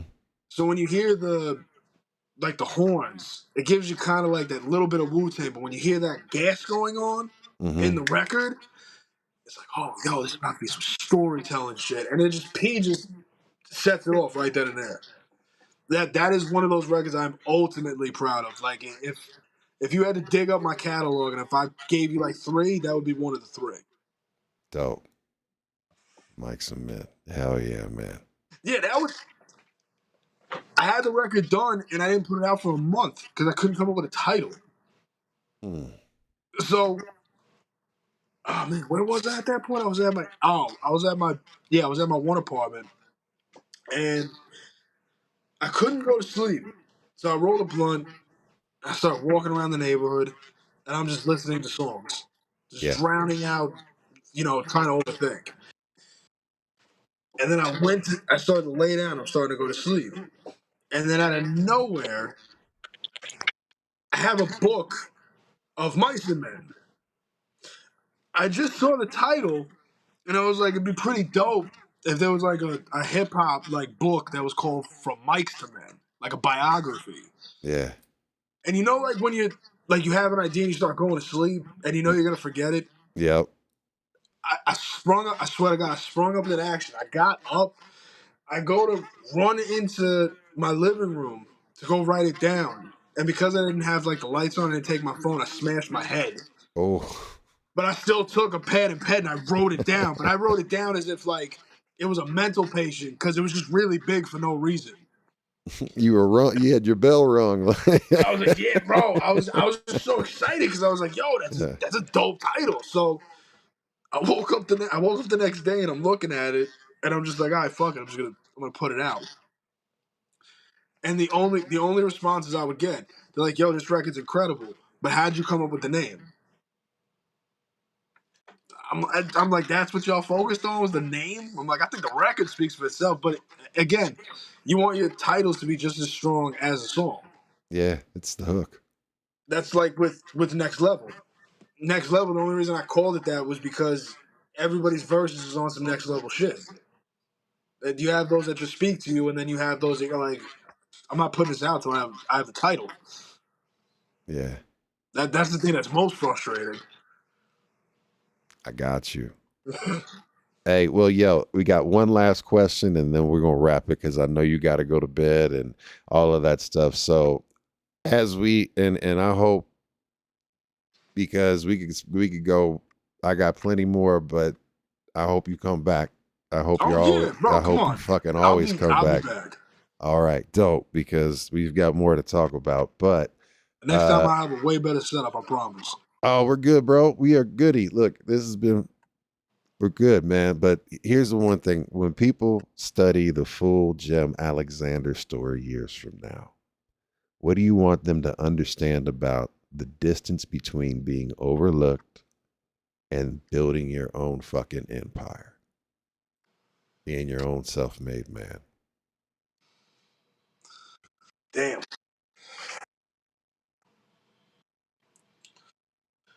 I mean, one of the things that stands out is just want everyone to understand my lyrics first. I do this because I love to write. And as far as my legacy, it's just respect to those that I look up to, respect to those I've inspired, and just to always be honest with myself. And no matter what, I always have these different avenues that can always feed a thought, even if it's a negative. If you're gonna go after anything, doesn't even have to be music. If you're a mechanic, if you're a father, just be the best that you could possibly be. Never have try in your vocabulary, because then you're only just setting up yourself to when you say that it's okay. It's not okay because you know you can do it. Don't ever give yourself limitation, because there's no such thing as limitation if you do it your way. And if you ever think about giving up on something, always think about why you got involved in the first place. Mm. Because if you do that, you might not capture that same feeling you had when you first got into it, Mm-hmm. but it will continuously give you the feeling of how it feels now to look where you are. Yeah. And take everything seriously. Everything seriously. So if you're a musician, make sure you have your stuff copyrighted. Make sure that you're always working hard and don't slack. Family and God always come first. And don't forget, there are people that root for you and that are proud of you, even if it's not somebody that you're close with. There's always going to be somebody that you will inspire, because that's the beautiful thing about artwork too. Everything and anything can inspire you, Hell whether yeah. it's hearing a record, whether it's looking at a photo, whether it's putting in an engine into a car, whether it's life, whether it's a trip. So for my legacy, I'm going to continue to give everybody the best music possible, and I just hope that I'm just remembered as a top tier lyricist and just a dope human being.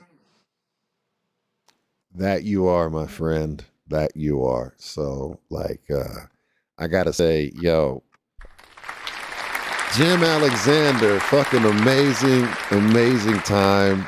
I thank you so much for this time, for the opportunity to speak not only music but life with you, because definitely you can hear it in your music. You can hear it just by even all of the things that you do. And I know you've got so much more in the books that, you know, we've got to talk about. Tell everybody about where they can follow you, how they can keep up to date with everything that you've got going on and what's coming up and what should they be looking out for next. So, I mean, Instagram, Gem_Alexander, YouTube, Gem Alexander TV, Facebook, Gem Alexander, my music page, Gem Alexander.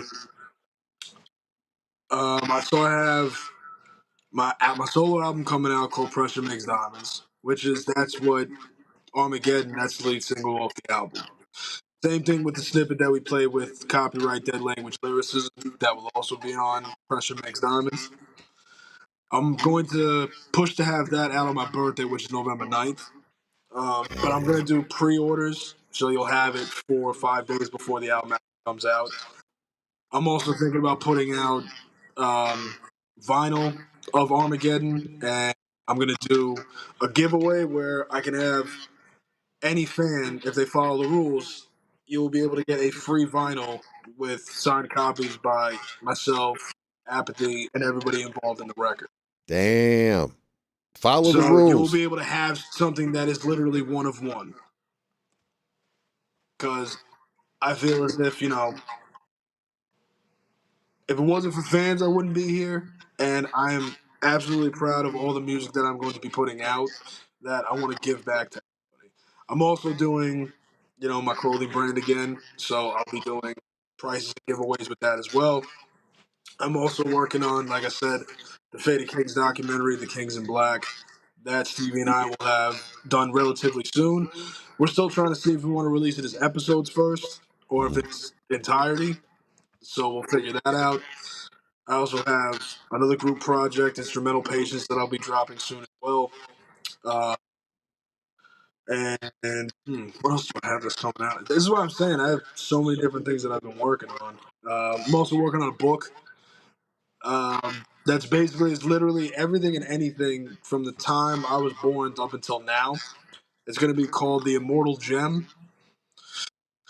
And it's going to have a lot of stories and things that I have not spoken about ever to the public. Only close family, friends, and everybody else knows it.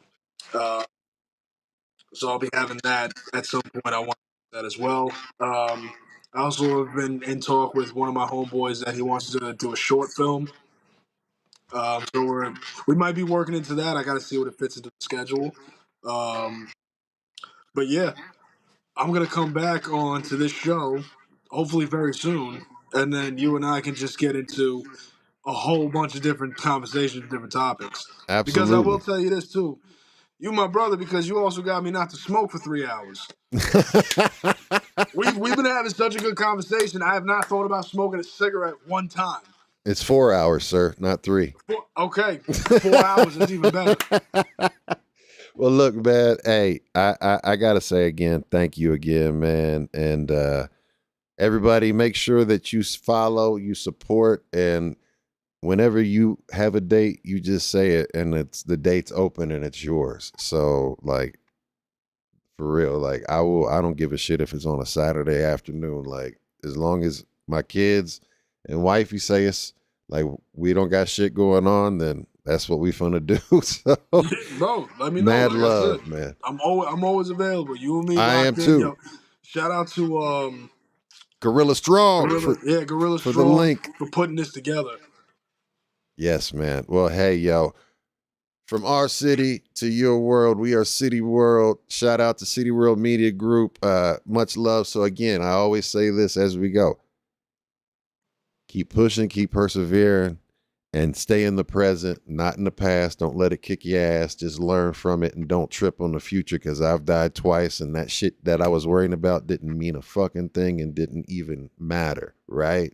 As I rode the lightning back like Thor, all I cared about was one thing and one thing only, my family. And like, oops, like we better take care of this shit. So look, stay here in the present. That's all you've got right now. Because as we talked about it earlier, all you have is time, and this time right now.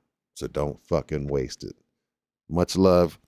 We are B-Boys Underground. We will see you Monday. Peace. Thanks for watching. Like, subscribe, share, follow. From my city to your world.